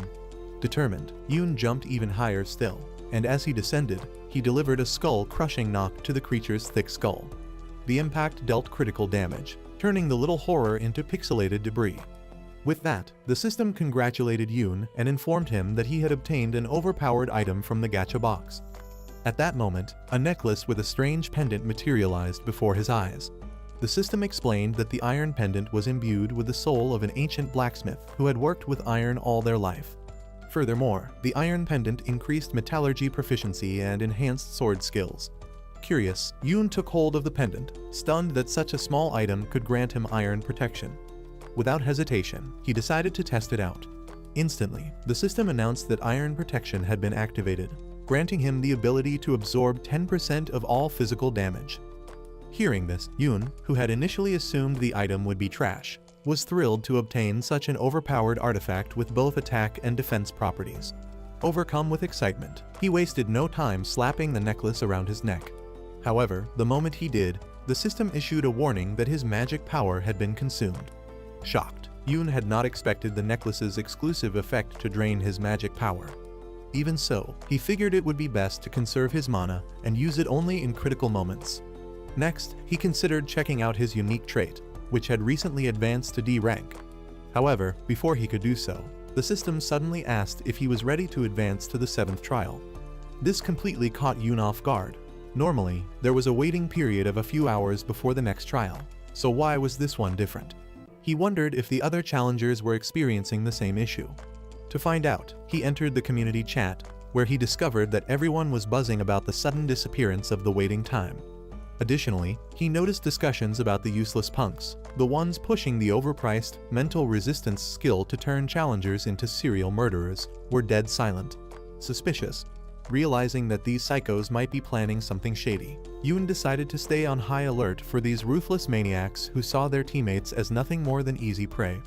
More importantly, he figured it was time to strengthen his unique skills, particularly his Necromancy D rank traits. Diving straight into his unique traits window, he was surprised to find that a new additional effect had been added.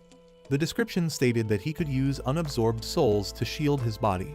This revelation left him stunned. He had never considered that souls could act as a magical shield. Eager to test out this effect, he tossed his sword into the air like Sakamoto and stretched out his hand. The sword spun in midair like a compass before landing squarely on his hand. The moment it made contact, a dark aura enveloped him, and the system notified him that one of his unabsorbed souls had absorbed the impact of the injury. This remarkable discovery made Yoon grin in excitement. The effect was far better than he had anticipated.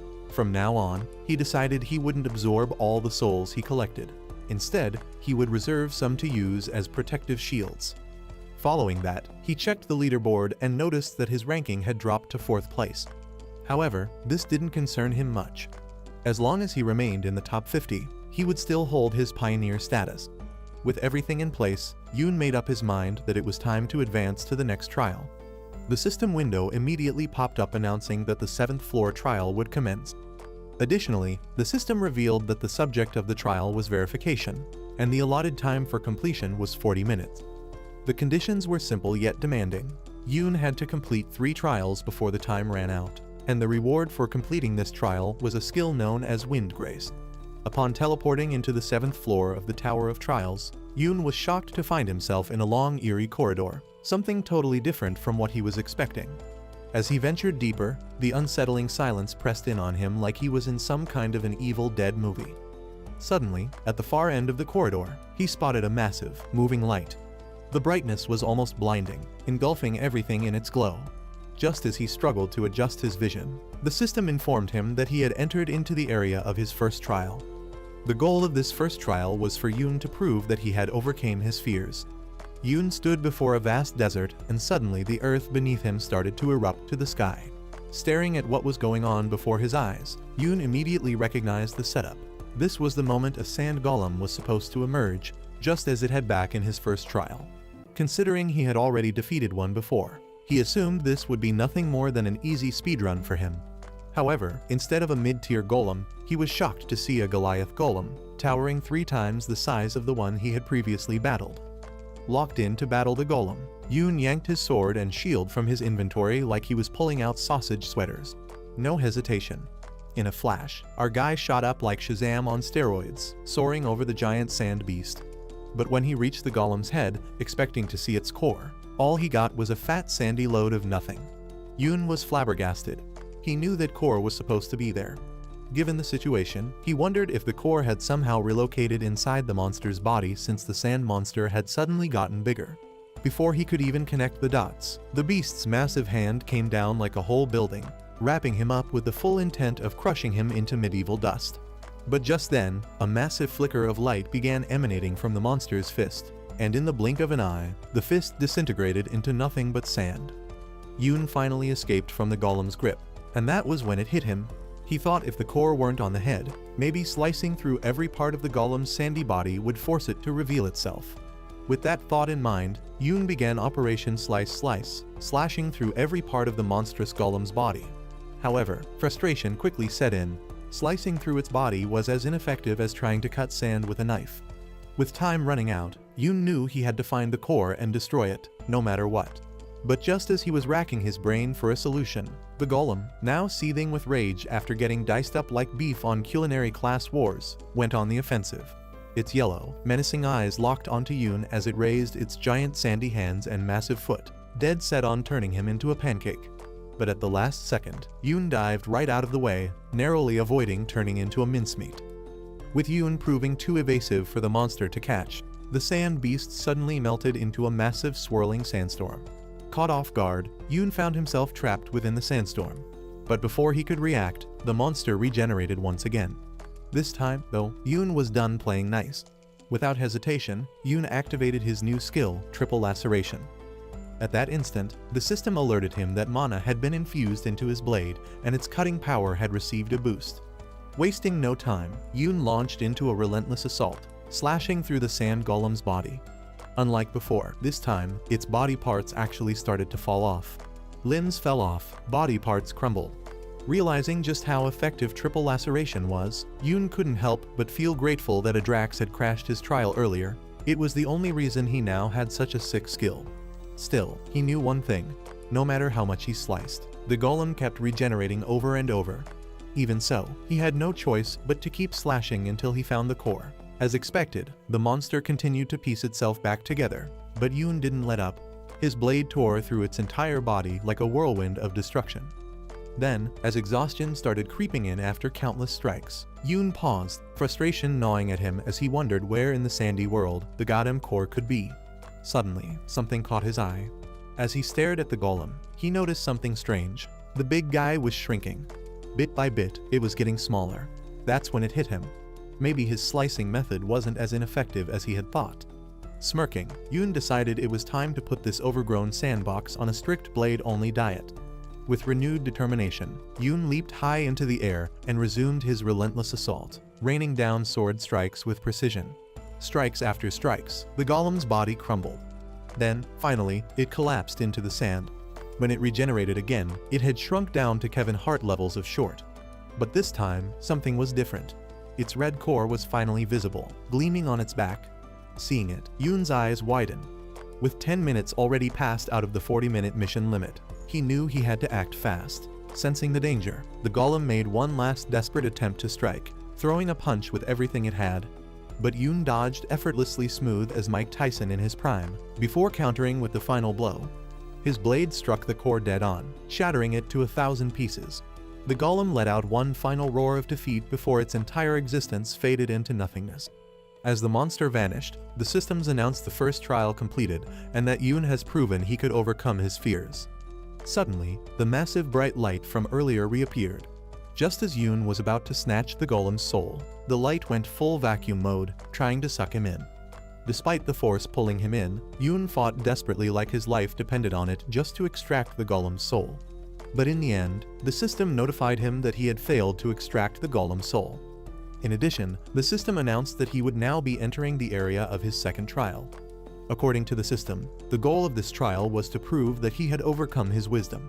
In the blink of an eye, Yoon was teleported into a wooden shade with a dead goblin lying motionless inside. The place looked awfully familiar, and stepping outside, he was met with the sight of a burning forest. That's when Yoon figured out that it was the orc village from his second trial. On fully stepping outside the shade, Yoon noticed that the orcs were mourning their fallen chief. Connecting the dots, Yoon realized this must have been what happened after he clapped the chief back in his second trial. Suddenly, the ugly hunter orcs locked eyes on Yoon. Immediately they went berserk and charged at him. Yoon, on the other hand, immediately activated instant acceleration, 3 laceration skills, and also lunged at the orcs at full speed. The next moment, the battlefield was painted in silence. All the orcs lay completely wiped, except for one. A single orc, gripping a massive cutlass, remained kneeling before Yoon, but his fury was unmatched. With every orc dead, the last remaining orc burst into a full rage and attacked Yoon all of a sudden. But with a swift slice of his blade, Yoon separated the orc's head from his body nicely.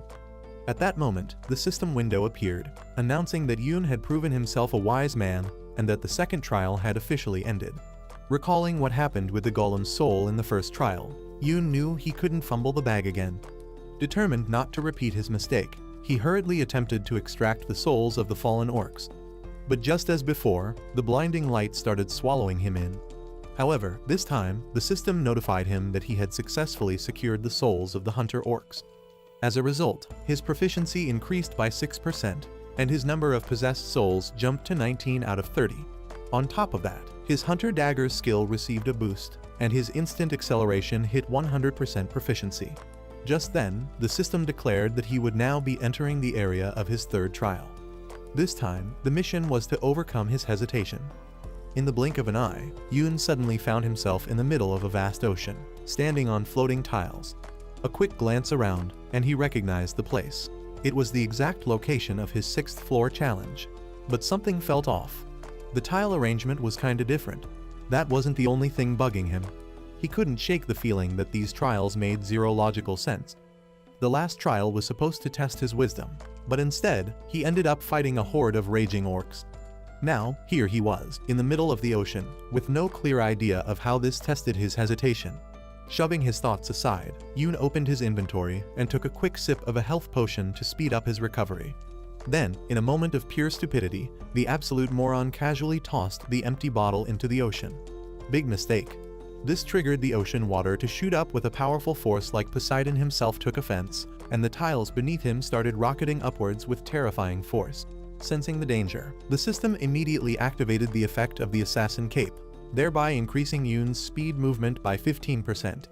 With the time for the mission remaining just 59 seconds, Yoon bolted, sprinting across the unstable tiles at super speed. He knew that in order to pass this trial, he had to find the red tile situated at the middle, capture it, and do this without touching the water. No water. But just when he thought he had it under control, the tile beneath him suddenly shot up with explosive force, like a damn ejector seat, launching him straight into the ocean. Hence, the system wasted no time announcing the penalty: a 10% decrease in his strength, agility, and stamina. Underwater, Yoon fought to activate instant acceleration. Then, in a burst of raw power, he propelled himself from the depths, launching back onto the floating tiles. Now, with no room for hesitation, he moved like a human bullet, leaping from one rising tile to the next like some divine Parker god. With a red tile in sight, Yoon, with every ounce of strength left, pushed himself just to get on top of the tile. But suddenly, a massive vortex began to form, and water erupted from every direction, left, right, and center. This whole place was trying to end him. Yoon tried his best to maneuver through the madness, weaving between the unpredictable blasts of water like he was in a Space Invader game. But just when it seemed like he was about to reach the red tile, a sudden, powerful jet of water struck him hard from behind. At that moment, his iron pendant activated, and immediately the system announced that 10% of all physical damage would now be absorbed by his skin. In an instant, Yoon's unabsorbed souls flared up, sparking off his body like some cursed electricity, and then the system chimed in again, notifying him that the souls had absorbed the damage, protecting him from harm. With his body unscathed, our boy wasted no time and continued his mad dash toward the red tile. However, unluckily for the protagonist, the exclusive effect of the Assassin Cape boosting his speed suddenly ran. Noticing a reduction of his speed, Yoon felt his movements slow down. Now, he could only pray that instant acceleration wouldn't deactivate as well. To recharge his energy, he summoned a ball of soul energy and shoved it down his throat like some Naruto power-up. That moment, the system notified him that his magic power had been replenished by consuming the Orc Hunter's soul. With his strength and magic restored, Yoon propelled even faster, and with just one tile left between him and the coveted red tile, the ocean made its next move. The ocean erupted the last tile to the sky like a volcanic explosion. Yoon stood froze in shock. Right in front of him, a monstrous water volcano now stood between him and the coveted red tile. With no other option left, Yoon braced himself, raised his shield, and like a missile, launched himself straight into the raging vortex. The draining effect of the ocean water tried to sap his magic again, but his unabsorbed souls negated it, neutralizing the damage. Pushing through the intense force, Yoon finally positioned himself directly above the red tile.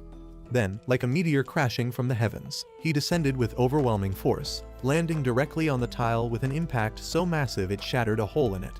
And just like that, the system congratulated him for overcoming his hesitation, officially declaring his third trial complete.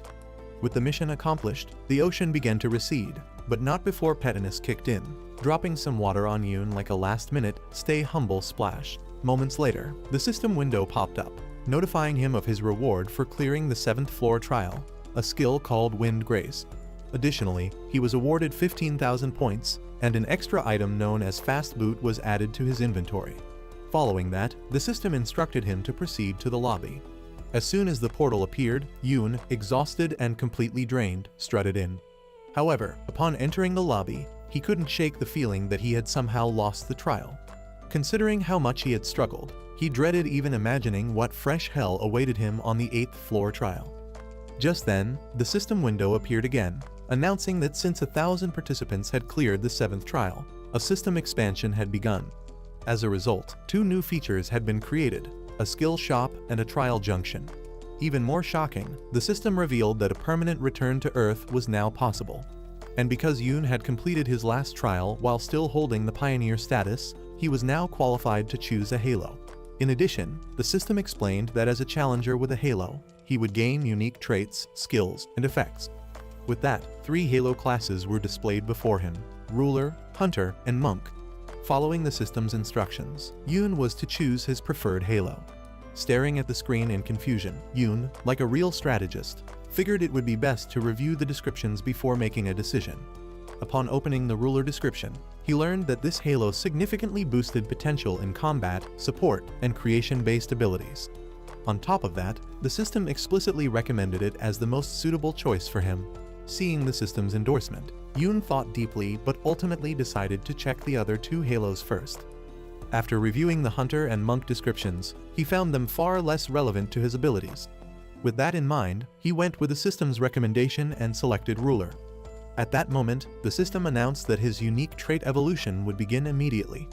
As the changes took effect, Yoon was granted the Summoner ability, allowing him to use unabsorbed souls to raise powerful undead skeletons. On top of that, he received the Magic Swordsman ability and the Creator ability. The latter was especially intriguing, as it allowed him to craft new skills by merging 2 or more of his existing ones. Before he could process everything, a massive surge of energy, surrounded by his unabsorbed souls, pierced through his chest like a supernatural heart transplant, sending waves of pain through his body as he screamed. With the halo acquired, Yoon decided to test out his skill creation ability. Opening his skill list, he followed the system's prompt to select 2 existing skills for synthesis. Scanning his options, he opted for his least used ones, Extinction of the Weak and Combat Continuation. Once the synthesis was complete, a bright light engulfed the screen, and the system informed him that a brand new skill had been created. The system announced that a new skill, Forceful Breakthrough, had been created. As the name suggested, the system explained that this skill granted the user the ability to break through any restriction or obstruction. Hearing this, Yoon was stunned. He had never expected that by combining 2 F-rank trash skills, he could obtain a D-rank skill. Encouraged by this discovery, he decided to create another skill. This time, from the skill set, he selected the skills Ranger's Knowledge and Fire Resistance, then instructed the system to synthesize them while he waited expectantly. After a brief moment, the system announced that a new skill, Strengthened Eyes, had been created. The system clarified that this skill allowed the user to see even in obscure environments. At those words, Yoon stared at the system in shock, wondering what in the world the system expected him to do with such a worthless skill. At that moment, he realized that the skills had to be compatible in order to produce a truly valuable skill. Feeling utterly exhausted, Yoon crashed onto the bed. As he lay there, he found himself reflecting on his rapid progress. He thought if he was leveling up so quickly because of his hard work, or if it was simply due to his special, overpowered ability. However, he brushed off the thought and decided to check his rewards instead. Opening his inventory, he found his reward from the last trial, the skill Grace. As stated, this skill increased all speed by 10% and could be used up to 7 times. Hearing this made Yoon thrilled. With this, he could boost his speed by 70% in total. Even better, the skill didn't consume mana, meaning there was essentially no limitation on how often he could use it. Additionally, he pulled out his second reward, the Boots of Swiftness, from his inventory. The system then informed him that with these strange boots, he could run 10 times the speed of Flash. Excited by the prospect, Yoon decided to check out the latest system addition, the Skill Store. Inside, he found a variety of skills available for purchase. However, despite being low rank, their prices were ridiculously high, enough to cost your entire life's savings. Even so, Yoon decided to invest in magic-related skills. purchasing Magic Circuit and Magic Resistance. Magic Resistance granted him immunity to foreign mana, while Magic Circuit increased his mana efficiency. The moment he acquired them, he felt a strange aura overwhelming his entire body. So the system clarified that the magic circuits had now been engraved within him. Following that, Yoon got up from the bed and immediately noticed a difference. He felt lighter than air. He walked to the middle of the lobby, facing the wall, and decided to test his speed. The moment he moved, he was shocked by just how Broly fast he had become. It didn't take long for him to realize that the magic circuit must have further enhanced his abilities. Just then, the system reminded Yoon of his summoner ability and how he could use it to raise a dead person nearby. He considered testing it out, but ultimately decided it was best to save it for when he truly needed it in the field. With everything now taken care of, Yoon's expression darkened. It was time to make a difficult decision, the choice between advancing to his next trial or returning to Earth. The scene then cuts to a random hunter named Lee checking his phone, anxiously refreshing his notifications to see if anyone has accepted his request to join his hunter party. Just as disappointment settled in, 3 freaks of nature approached him. One of them, with a ridiculous-looking punk and a beer belly, commented that since Lee still hadn't gotten anyone to join his party, he might as well hand over his gate entrance license. The ugly fart added that since the pass would soon be forfeited, it would be wiser to sell it now rather than let it go to waste. However, the young hunter firmly refused and replied that he'd rather lose it than hand his gate pass over to a chimp. Irritated by the response, the fat punk sneered.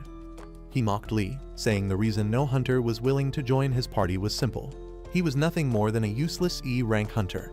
With a smug grin, the Roblox head added that no one in their right mind would want to party up with trash like him. Just then, a voice from the background interrupted, asking if there was still a spot in the party. It turned to be our guy, who calmly stepped forward, flashed his hunter ID, revealing his rank as C rank, and then asked Lee if he was qualified to join.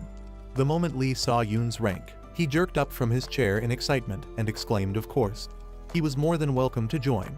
As Yoon moved forward to meet Lee, the punk-faced thug angrily grabbed Yoon by the shoulder and demanded that he join another party instead. Yoon didn't even flinch.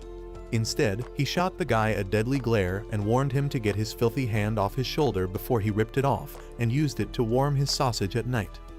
Yoon began to emit a bright red aura, and just from feeling its intensity, the brickhead started sweating bullets. Man couldn't comprehend how another C-rank scrub, just like him, could be packing that much heat. Meanwhile, his brainless goons, completely misunderstanding the situation, started hyping up their big-headed leader for emitting such a powerful energy. However, the leader swiftly turned to them and snapped, ordering them to shut their crusty mouths. He then clarified, "It's not me, you idiots, it's him." Realizing he was in deep trouble, the square-headed coward turned to Yoon and quickly tried to save face. With a forced chuckle, he muttered something about some folks from the association watching and decided to let it slide. Without another word, he turned on his heel and began to leave, motioning for his minions to scram before they got folded. On the other hand, Lee was on the verge of losing his mind. Apart from Yoon, no one else had agreed to join his party. But before he could spiral further into a full midlife crisis, Yoon asked him to chill bro, and then insisted they head inside the dungeon. Upon hearing this, Lee froze in fear and hesitantly asked if it would be just the two of them, his voice trembling. Shortly afterward, Yoon and Lee teleported inside the dungeon. Inside, Yoon, sensing Lee's fear, asked him to relax and then reassured him that he could handle D-rank monsters alone. Lee turned to him with a skeptical look and asked if it was his first expedition into a dungeon. Yoon responded with a yes, since the Tower of Trials couldn't technically be described as a dungeon. Upon hearing this, Lee sighed and said, "Look, I don't mean to be disrespectful, but you need to understand, dungeons are a matter of life and death." He went on to explain like a concerned elder brother that, surprisingly, C-rank hunters had a higher death rate than E-rank hunters. While E-rank hunters knew they were weak and tended to act cautiously, C-rank hunters often got cocky and ended up dead. "It's just like driving," Lee continued. "Most accidents happen when people get overconfident." He emphasized that entering a dungeon without a tanker or a healer showed a lack of common sense and was plain suicidal at worst. Given his experience in dungeon clearing, he firmly suggested that he take the lead. Although Yoon had planned to lead to avoid wasting time, he ultimately agreed, and Lee, thinking he just secured some leadership points, bowed in gratitude. Suddenly, they noticed a giant lizard man heading their way. So Lee as the leader firmly instructed Yoon to wait for an opening while he take on the reptile man. At that moment, both Lee and the lizard man charged at each other, but stopped abruptly and began sizing each other up. Yoon, watching from the back, wondered what the hell they were staring at each other for. Then he remembered, he only had 3 days on Earth before he had to return to the Tower of Trials. He did not have time for whatever staring contest this was. Without further ado, Yoon stepped to the front and told Lee he would love to join in the fight, rather than just watch from the back. Before Lee could protest, Yoon activated instant acceleration, dashed toward the monster, and sliced it up perfectly, like a wagyu steak at a 5-star teppanyaki spot. After the effortless annihilation, Yoon turned to Lee and suggested he took the lead from then on. After witnessing that ridiculous display of swordsmanship, Lee had no choice but to agree. From then on, Yoon went on a rampage, decimating an entire pack of lizardmen. He sliced through them like they were mere onions, leaped into the air to skewer another, and moved so fast it was almost surreal. Watching from the side, Lee was in complete disbelief. It was like watching the greatest swordsman in action. Once the slaughter was over, Yoon opened the monster's guts and found a green core. The system explained that it was a mana-filled core, essential for alchemy and crafting. After filling up a bag with them, Lee turned to Yoon with a guilty expression and apologized for being useless and for how he didn't even help in fighting and could only be a worthless bag boy. Before Yoon could respond, a sudden sneak attack came from behind. A lizardman lunged at him, but Yoon casually tilted his head to the side like he had Ultra Instinct turned on, dodging it effortlessly. Then, without even looking, he used his shield to uppercut the monster straight into the ceiling of the dungeon. Following that, Yoon began absorbing the souls of the dead lizardmen. Not wanting to raise suspicion, he pretended to yawn as he reaped the souls. As they ventured deeper into the dungeon, they finally arrived at a red portal, the boss room gate. Lee was burning with excitement. He couldn't believe it. Just the two of them had cleared the dungeon, and now they were about to challenge the final boss. Yoon turned to Lee and asked if he was ready to head inside the boss room. Lee, practically buzzing with adrenaline, said of course, but then asked if Yoon didn't need to rest before they entered. Yoon replied, saying he was perfectly fine, and then urged that they head right in. With that, they stepped into the boss room and were faced with the Lizard King sitting majestically on his throne. The moment Lee laid eyes on the hulking reptilian ruler, all that confidence evaporated. His voice shook as he questioned Yoon, asking what the plan was. Yoon didn't answer right away. Instead, he casually replied, asking him to just wait there for a second.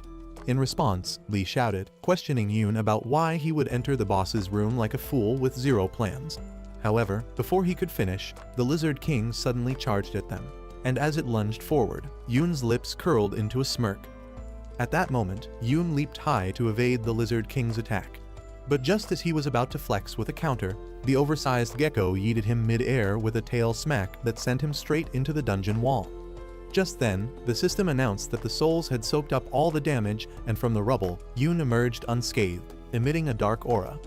This was exactly the smoke he wanted, a solid playground to flex his newly acquired skills.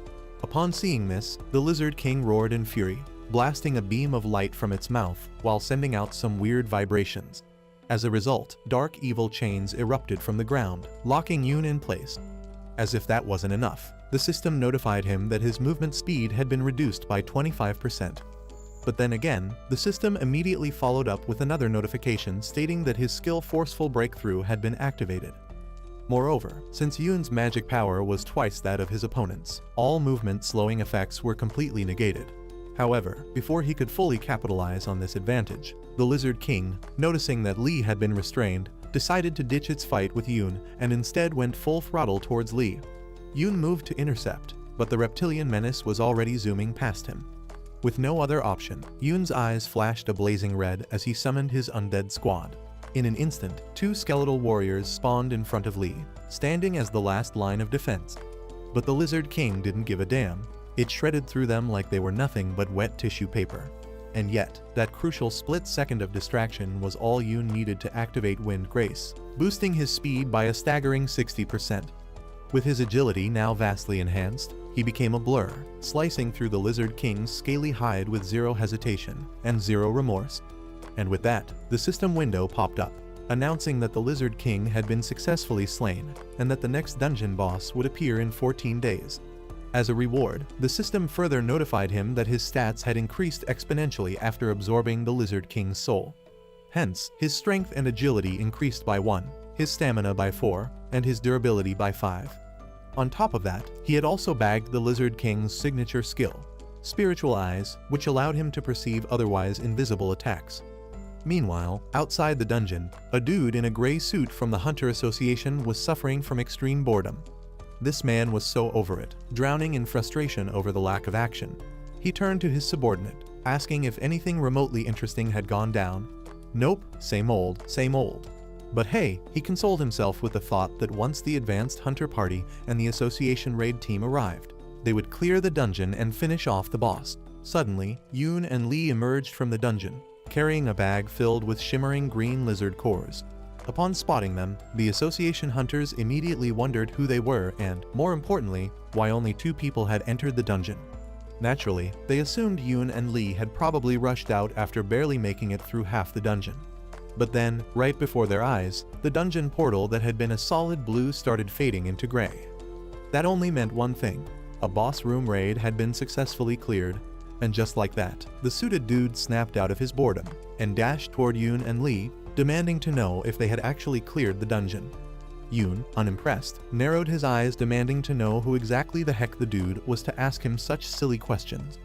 In response, the dude straightened his posture and introduced himself as Woojin, the team leader of the Hunter Association and the guy in charge of gate management in this area. Lee, unfazed, got straight to business, asking if Woojin had come to purchase the gate's ownership or not, to which Woojin replied yes and revealed that he would like to make them an offer. Lee replied saying the sale of the gate ownership wasn't up to him, but Yoon, who had raided the dungeon solo, giving Woojin a total shock. Shocked to the core, Woojin asked if Yoon was in a rank hunter, but Yoon replied that he was a C rank hunter.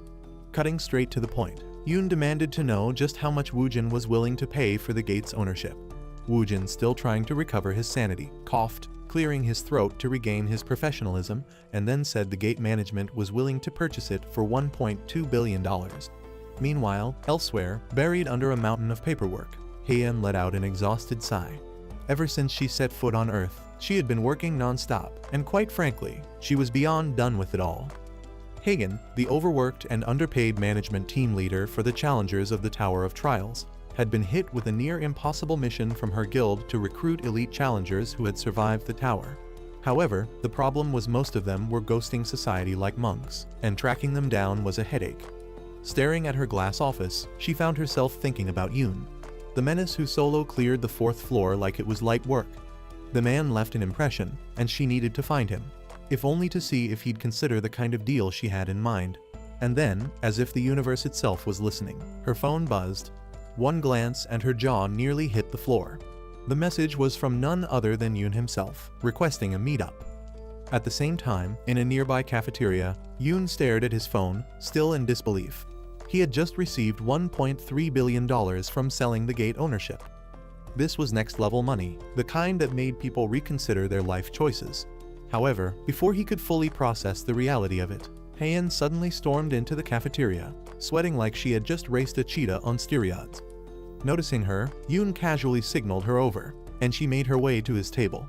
Sitting down, Heian was clearly annoyed. She had texted him all this while, yet Yoon had completely ignored her message. Seeing her expression, Yoon quickly apologized, explaining that he had always been a loner and things like text messages didn't really interest him. In response, Heian gave him a sheepish grin, but not before demanding that he buy her coffee and cheesecake as compensation. Amused, Yoon agreed. As they sat there, sipping coffee, Yoon wasted no time and cut straight to the point. He needed a guild. Not just any guild, but a no-leash, full autonomy, do whatever I want kind of guild. His conditions were insane.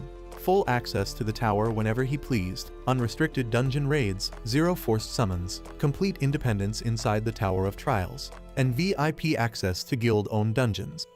Hearing this, Heian fell silent. Her expression turned unreadable, making Yoon wonder if he had gone too far with his demands. Then, after a brief pause, she finally spoke, saying that his conditions were borderline impossible. After all, no guild would agree to such terms when they had nothing to gain. However, in an unexpected move, she suddenly leaned forward, grabbed his hand, and met his gaze. She asked him to join her white-silver guild. She promised that if he signed with her guild, she would make his impossible conditions a reality. Fast forward a few hours, and Yoon was lying on top of a moving bus, staring at the sky while replaying their conversation. Haein had explained that the only way she could convince her guild's higher-ups to accept his crazy conditions was if he proved his worth. Specifically, he had to clear a C-rank dungeon completely solo, showcasing his skills and making himself a rising star, someone the guild would see potential in. Without hesitation, Yoon had agreed. He told Haein to set up a dungeon for him and to just watch. So later that day, at Chunbo Mountains, Haein approached two skinny bouncers from the Gate Management Association, stationed outside a C-rank dungeon. Flashing her ID, she introduced herself as the team leader of the White Silver Guild and stated her request to use the dungeon in an hour.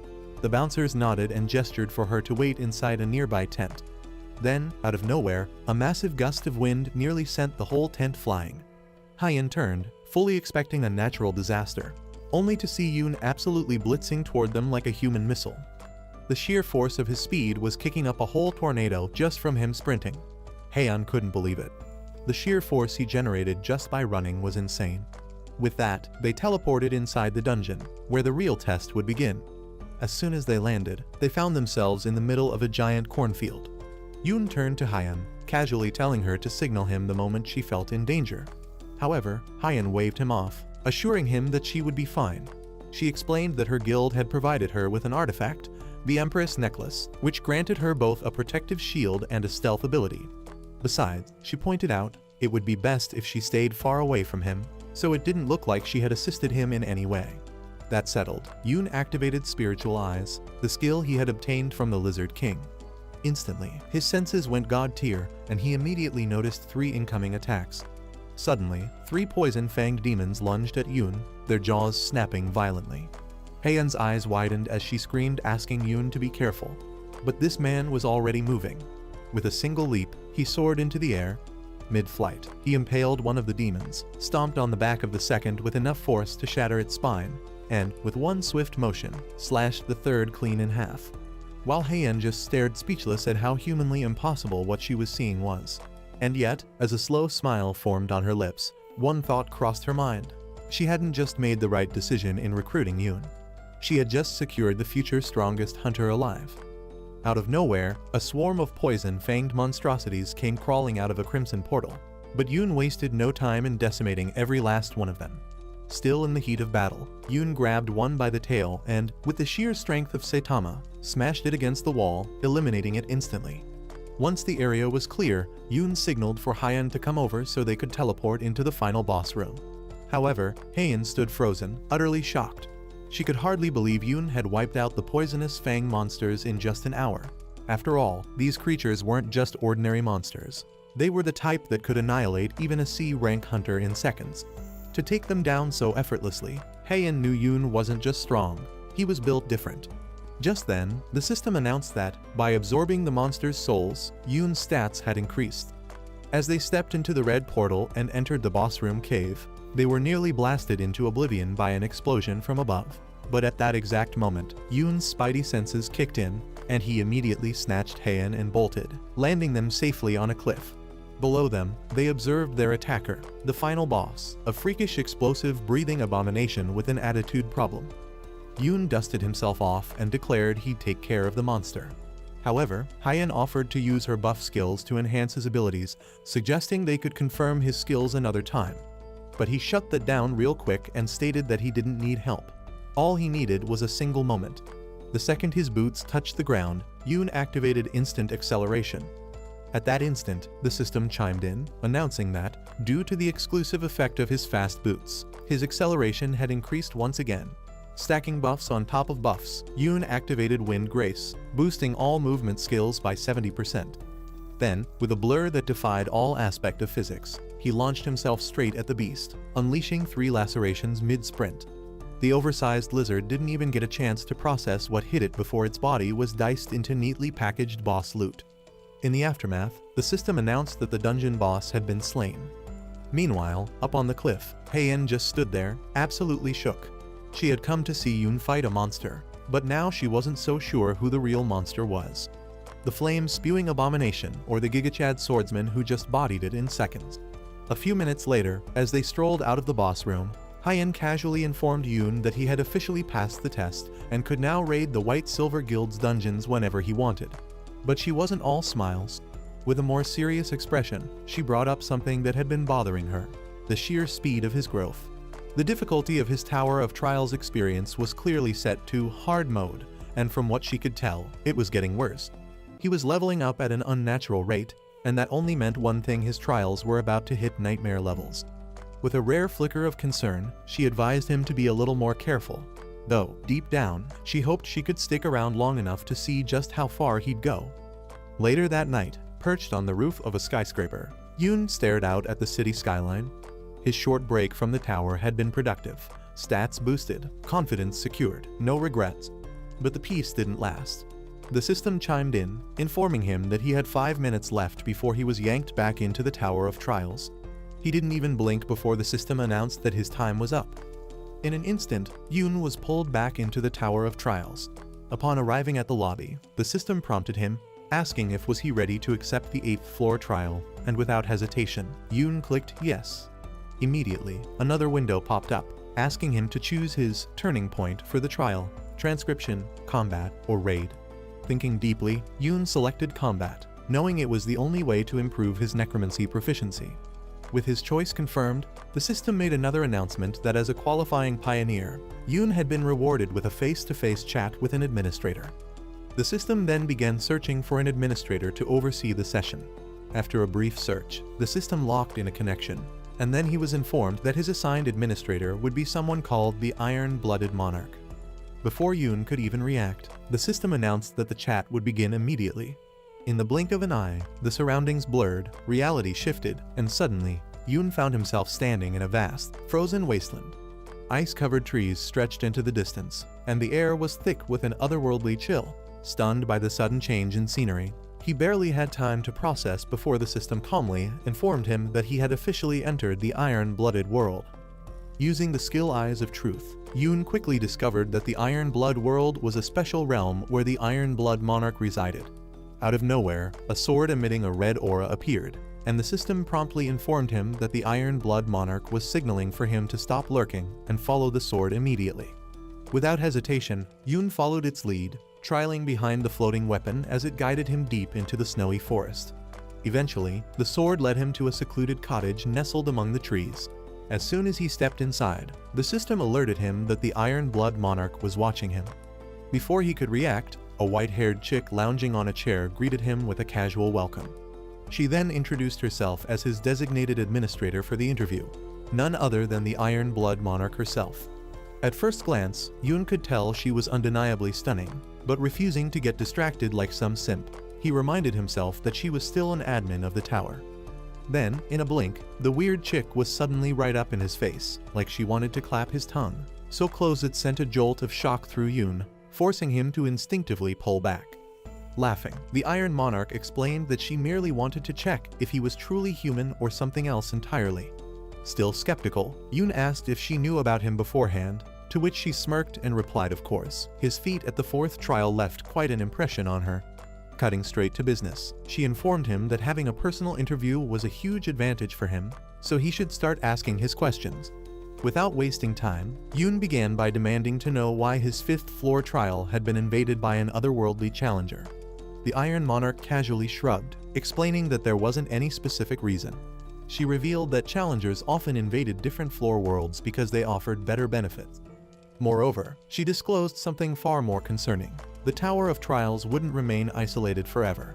Eventually, the towers of different worlds would begin to merge. In response, Yoon pressed further, asking her to clarify what she meant. The Iron Monarch elaborated, stating that after the 20th floor, the trials would become more interconnected rather than being purely individual. In other words, he would soon encounter challengers from other worlds. That said, she asked if Sun Yoon had any other questions. Yoon retorted that he had one last question and then demanded to know what the true purpose of the Tower of Trial. The Iron Monarch paused for a moment before sighing. To his frustration, she admitted that she didn't know the answer herself. Annoyed, Yoon questioned how an admin, someone supposedly in charge, could be so clueless about the tower's true nature. With a sad expression, Iron Monarch explained that admins used to be challengers also, But after they lost their lives at the 40th floor, the tower bestowed upon them the authority to revive and become admins.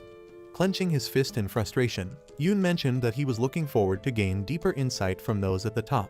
But it turned out they were just as lost as he was. Infuriated at those words, Iron Monarch grabbed Yoon by the neck and slammed him against the wall. She angrily pointed out that the topic of the tower's peak wasn't something he could discuss so lightly. However, instead of panicking, Yoon simply stared at her, unfazed. This caught her off guard, prompting her to ask why he wasn't scared. With a smirk, Yoon replied that her little cute act wasn't enough to scare me. Then, with a powerful burst of strength, he broke free from her grip, unintentionally destroying her entire cottage in the process. Seeing this overpowered move, the Iron Monarch's eyes widened in surprise. She cackled, and then admitted that it was her first time witnessing a challenger actually destroy an admin's house. Impressed by his power move, she declared that she would offer him a disciple contract. Before Yoon could wrap his head around what she just said, he found himself teleported back to the 8th floor lobby, lying unconscious on a bed. Jerking upright, he was immediately greeted by a system window displaying the contractor's exclusive store with a whopping 1000 SP as a reward. The system then prompted him asking if he would accept the contract with the Iron Monarch, to which Yoon clicked yes without even thinking. Immediately, the system announced that the contract had been sealed, granting him a significant boost to all his stats thanks to the contractor's bonus. Browsing through the exclusive store, Yoon took interest in the authority category. After careful consideration, he decided to purchase the skill Serene Mind. The system explained that this skill would allow him to make rational decisions even in high-pressure combat situations. Satisfied with his choice, Yoon barely had a moment to relax before the system suddenly popped up again, asking Yoon if he would want to advance to the 8th floor, which he accepted. As soon as he entered the 8th floor portal, the system informed him that the subject of the trial was annihilation, and the goal was to defeat the lick that summoned skeletons. However, the moment Yoon stepped onto the battlefield, he froze in shock. Stretching out before him was an endless ocean of skeleton warriors, billions of them. At that point, Yoon considered the best technique to counter their overwhelming numbers, but ultimately decided to screw it and just go all in. With speed that would make even Ichigo jealous, he yeeted himself off the cliff, landing dead center in the undead mosh pit. The impact alone turned a bunch of skeletons into bone dust, but Yoon wasn't done. The rest of the army lunged at him, but he tore through them faster than Zoro ever would. Heads went flying, limbs scattered like confetti, and his proficiency ticked up by a measly 0.8%, something that frustrated him to no end. Instead of slowing down, he doubled the carnage, turning the battlefield into a skeleton graveyard again. Then suddenly, a croaky male voice echoed through the battlefield, demanding to know which absolute moron had the audacity to turn his sacred domain into a demolition zone. Stunned, Yoon glanced around, trying to pinpoint the source of the voice. However, dismissing the distraction for now, he focused on absorbing the souls of the fallen skeleton army. After which, he summoned an army of his own, commanding them to engage the enemy forces using nothing but stones as weapons. Meanwhile, with a dangerous smirk, Yoon left the battlefield, intent on dealing with the fool running his mouth. Wasting no time, he leaped into the sky, activated his Wind Grace skill, boosting his movement speed by 60%, and then dashed up the cliff. Suddenly, his eyes locked onto a looming castle perched at the top, and without hesitation, he assumed it must be the Lick's lair. Upon arrival, he was greeted by the skeleton of a failed SoundCloud rapper, gripping some oversized book like it contained the secrets of how to cure cancer. The moment their eyes met, the Lick, with the arrogance of a villain, declared that setting foot in his domain was an act of suicide. Then, in a grand display of mid-tier sorcery, the Lick summoned 2 giant trolls and let out a cringy villainous laugh. However, Yoon merely scoffed, mocking the Lick's summoning as low-class trash, which naturally infuriated the undead sorcerer. Seething with rage, the Lick commanded his guardians to rip out Yoon's arrogant mouth and use it as a tissue to wipe their behinds. The trolls immediately charged, but our guy activated instant acceleration, weaving through their attacks at lightning speed before slicing them up like freshly prepared fish bait. As a result, his proficiency increased by another 1.2%. At that moment, seeing Yoon's sheer power, the Lick trembled in fear. Trembling, he called Yoon a monster and asked where the hell he came from.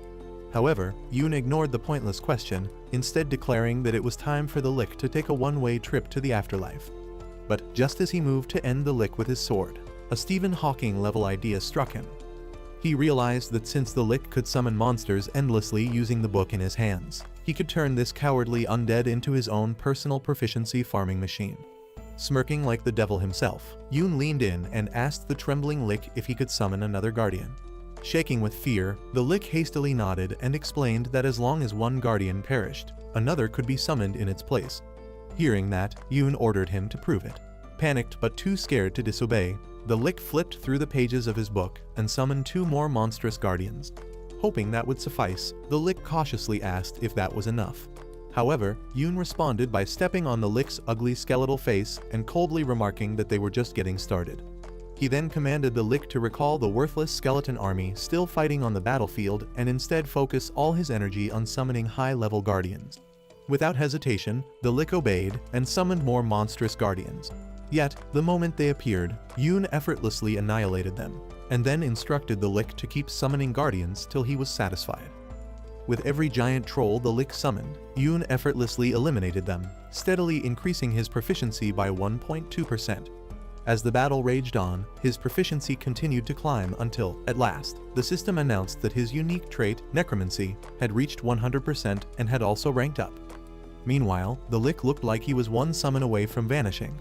Drained and desperate, the undead sorcerer started throwing out curses, but Yoon wasn't about to let a half-baked skeleton whisper sweet nothings in his direction. Without hesitation, Yoon sliced off the Lick's ugly basket head, turning into a bowling ball. Immediately, the system chimed in, announcing that he had received the achievement, The Human Who's Beyond a Demon. As he absorbed the Lick's soul, another notification popped up announcing that his proficiency had increased by a staggering 17.4%. With the 8th floor trial now completed, Yoon's stats received a significant boost, and the portal to the 9th floor lobby appeared.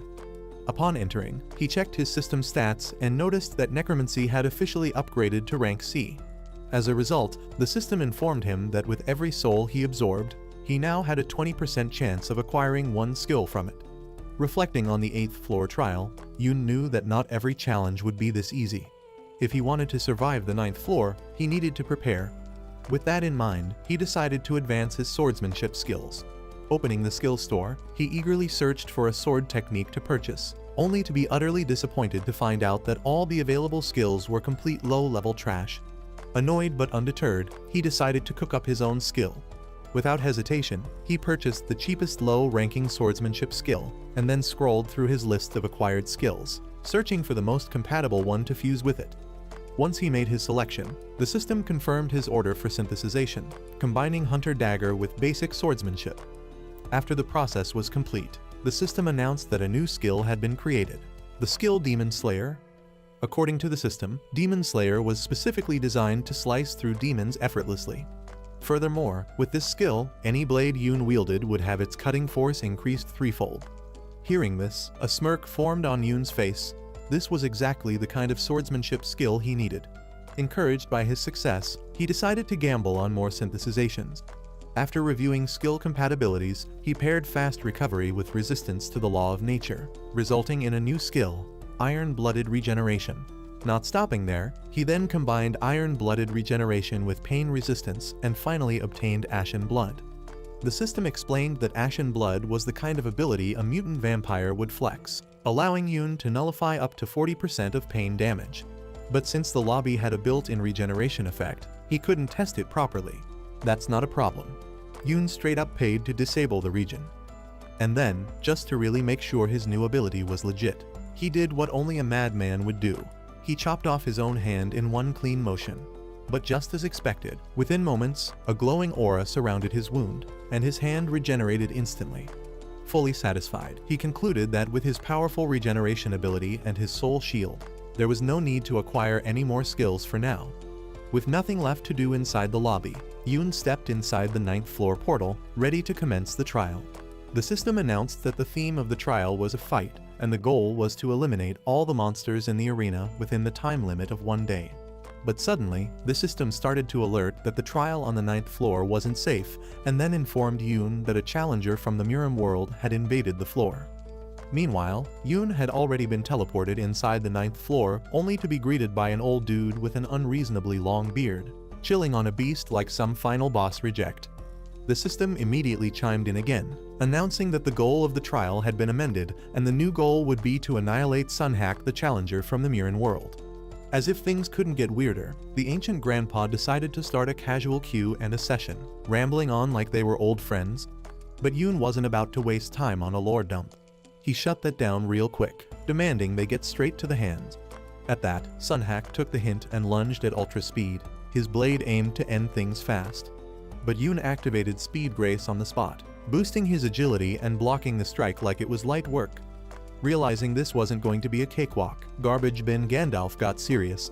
He raised his sword, and immediately, the sky turned ominous, dark clouds swirling, shadows engulfing the battlefield like some cutscene from Harry Potter.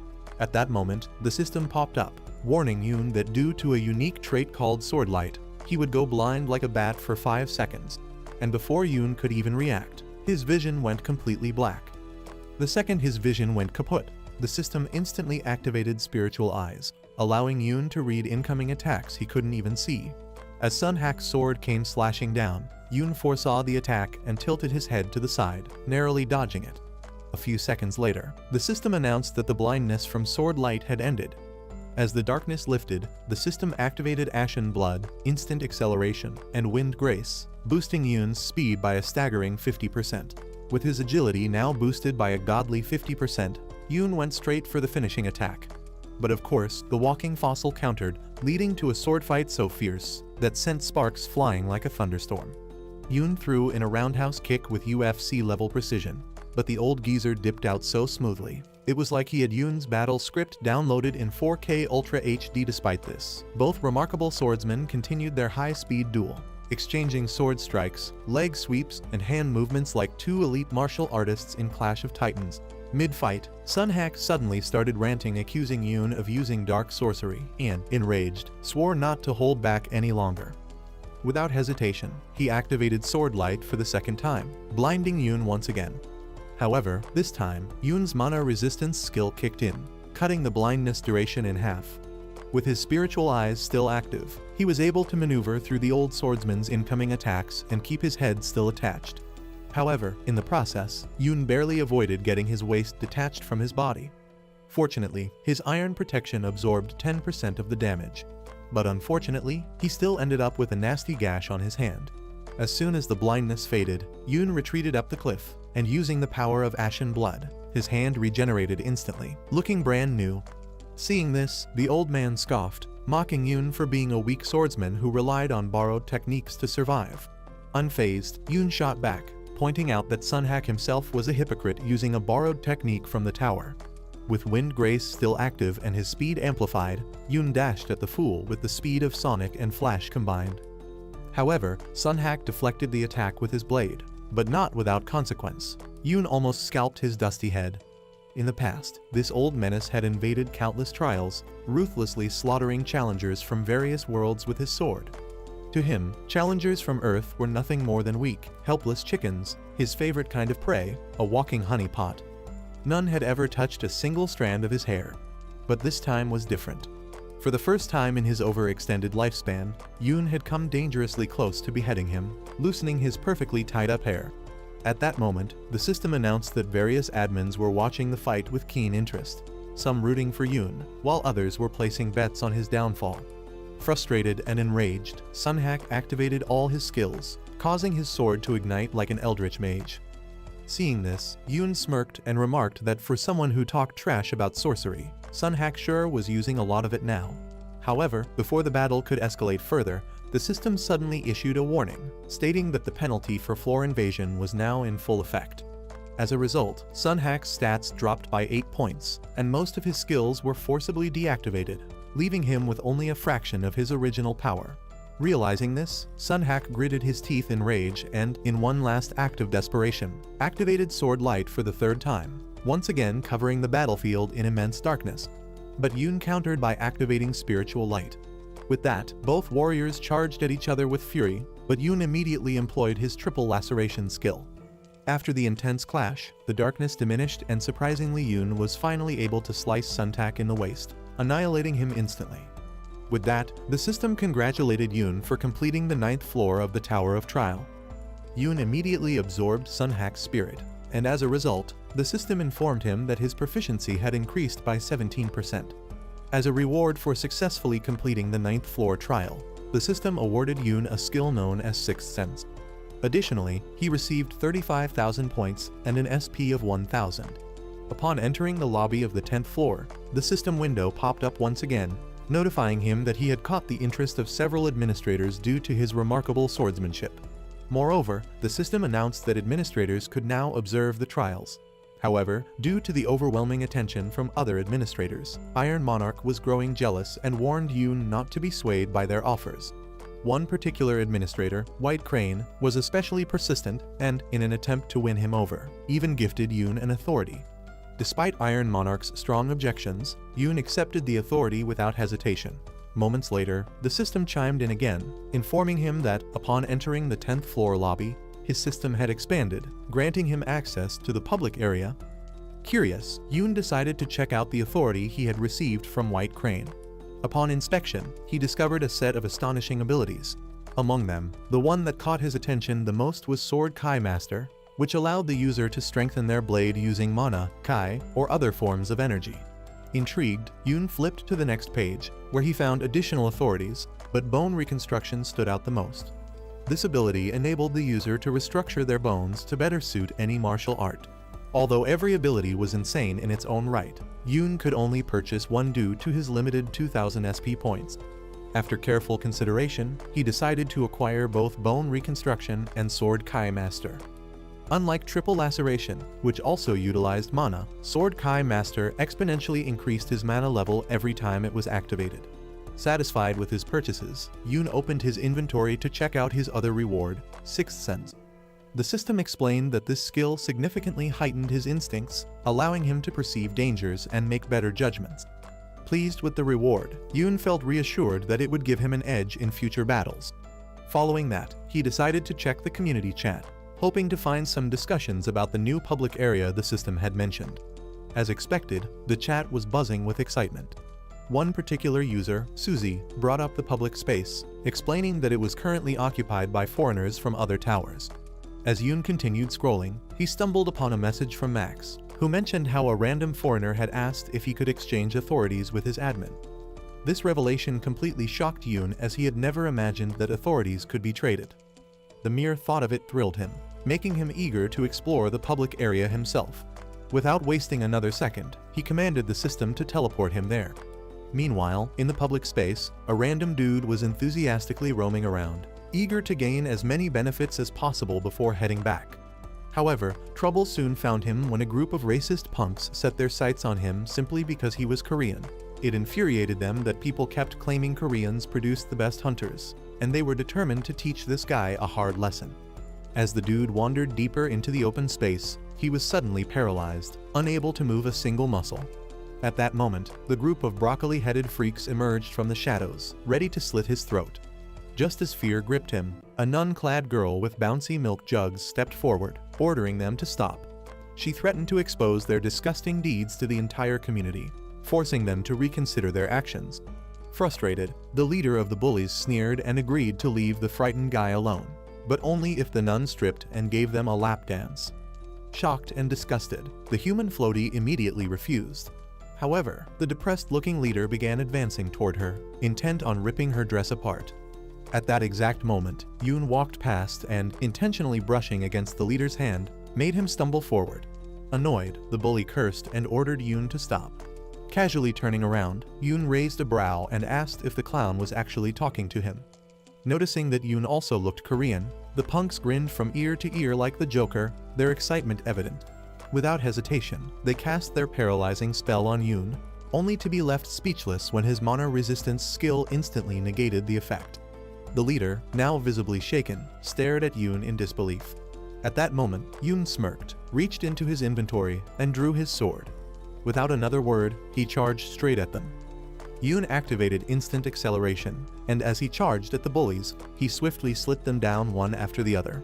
However, the leader of the goons reacted immediately, summoning an ice shield and cowering behind it.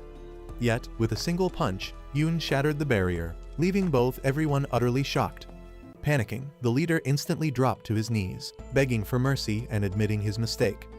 But before he could utter another word, Yoon drove his sword through his throat, ending his life and absorbing their souls without hesitation. Afterward, the hot nun, relieved and grateful, thanked Yoon for saving her from becoming an OnlyFans model. With that, she took her leave.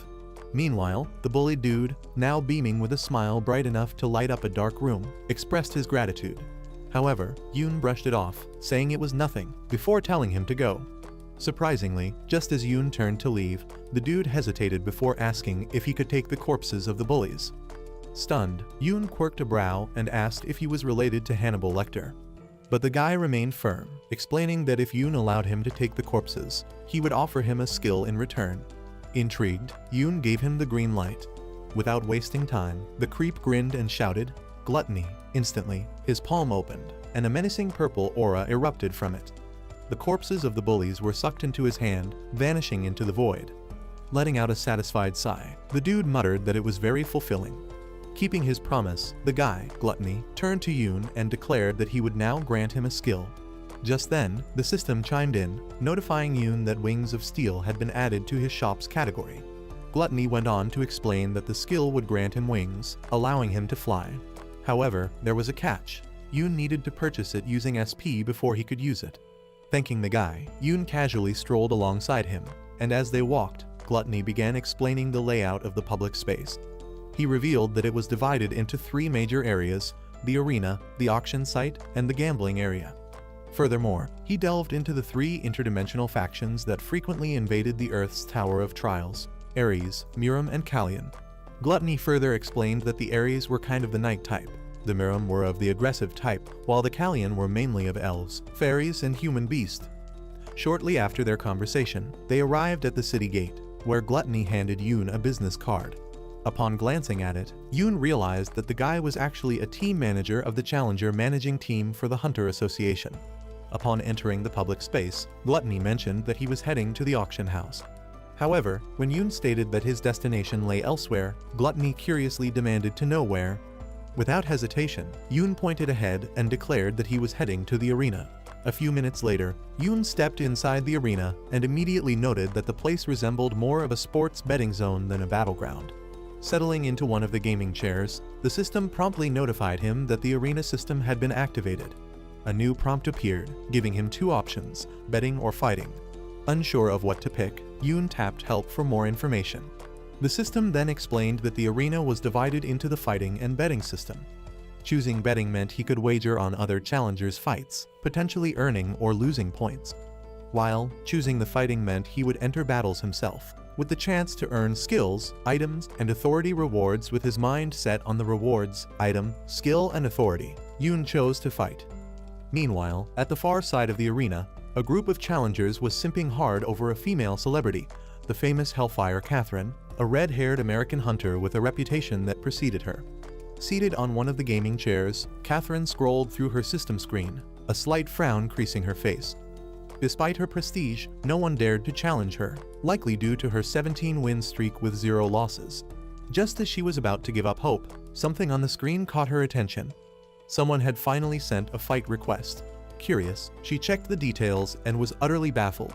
The challenger was none other than Yoon.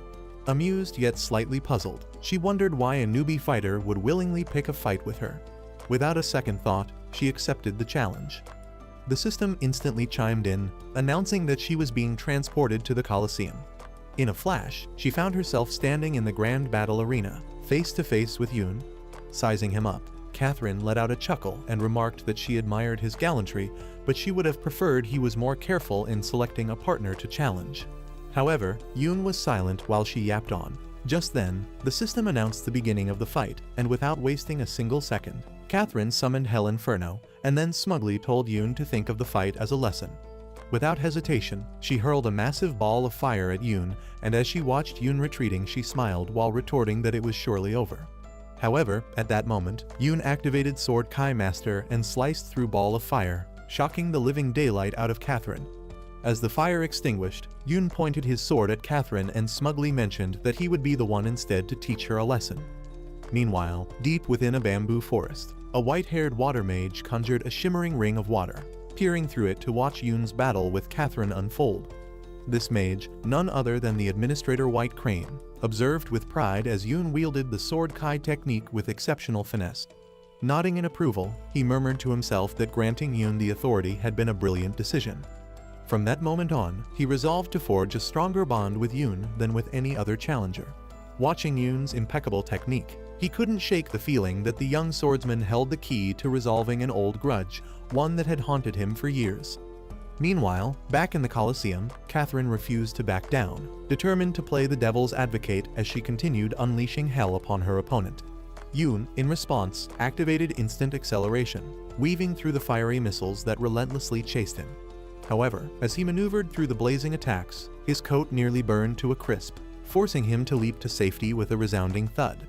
Yet, Catherine showed no signs of stopping. With a smug smirk, she summoned a massive whirlwind of fire, taunting him by asking Yoon just how long does he think he could continue dodging her attack. As she launched the massive inferno at Yoon, he tried to slice his way out of it, and at that moment, the system announced that since he activated the Master Kai sword, his mana had increased exponentially. Realizing that he couldn't continue to drag the fight any longer, Yoon took the drastic measure by absorbing Sunhak's soul, and as a result the system alerted him of an increase on all his stats. After absorbing Sunhak's soul, the system announced that Yoon had obtained the lightning sword. So now, while using Sword Kai, his sword would be imbued with lightning, making the attack more deadly. Noticing Yoon momentarily pausing to process his new abilities, Catherine mistakenly assumed he was distracted and not taking the fight seriously. Furious, she unleashed a barrage of brimstone fire from the sky.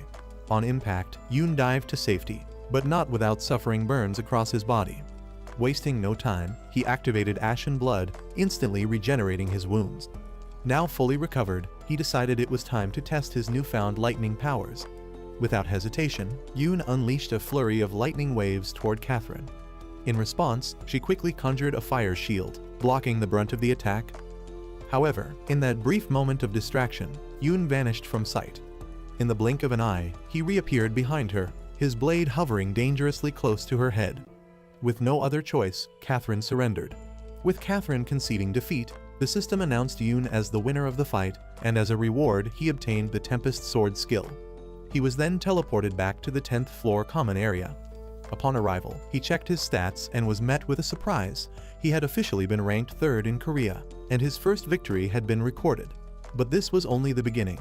Determined to rise even higher, Yoon continued selecting challengers for duels. Each opponent he faced, he obliterated within seconds, effortlessly stacking up skills and rapidly boosting his stats. Meanwhile, back in China, a formidable warrior sat cross-legged on a stone, lost in deep meditation.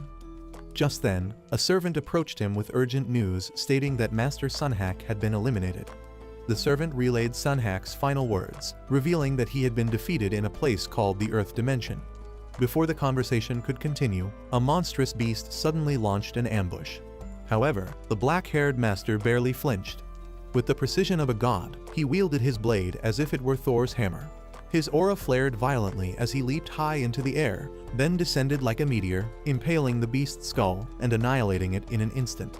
Planting his foot firmly on the slain creature, the Ares master turned to the servant asking if he was certain the incident occurred on Earth Dimension, and then with an evil smirk encouraged the servant to find out by all means who was responsible for ending Sunhak's life. What would happen when this Ares skillful swordman finally got to meet Yoon? Comment Necromancer if you're eager to find out in our part 2. Give this video a thumbs up if you enjoyed it, and don't forget to subscribe to the channel for more content like this. As always, thanks for watching.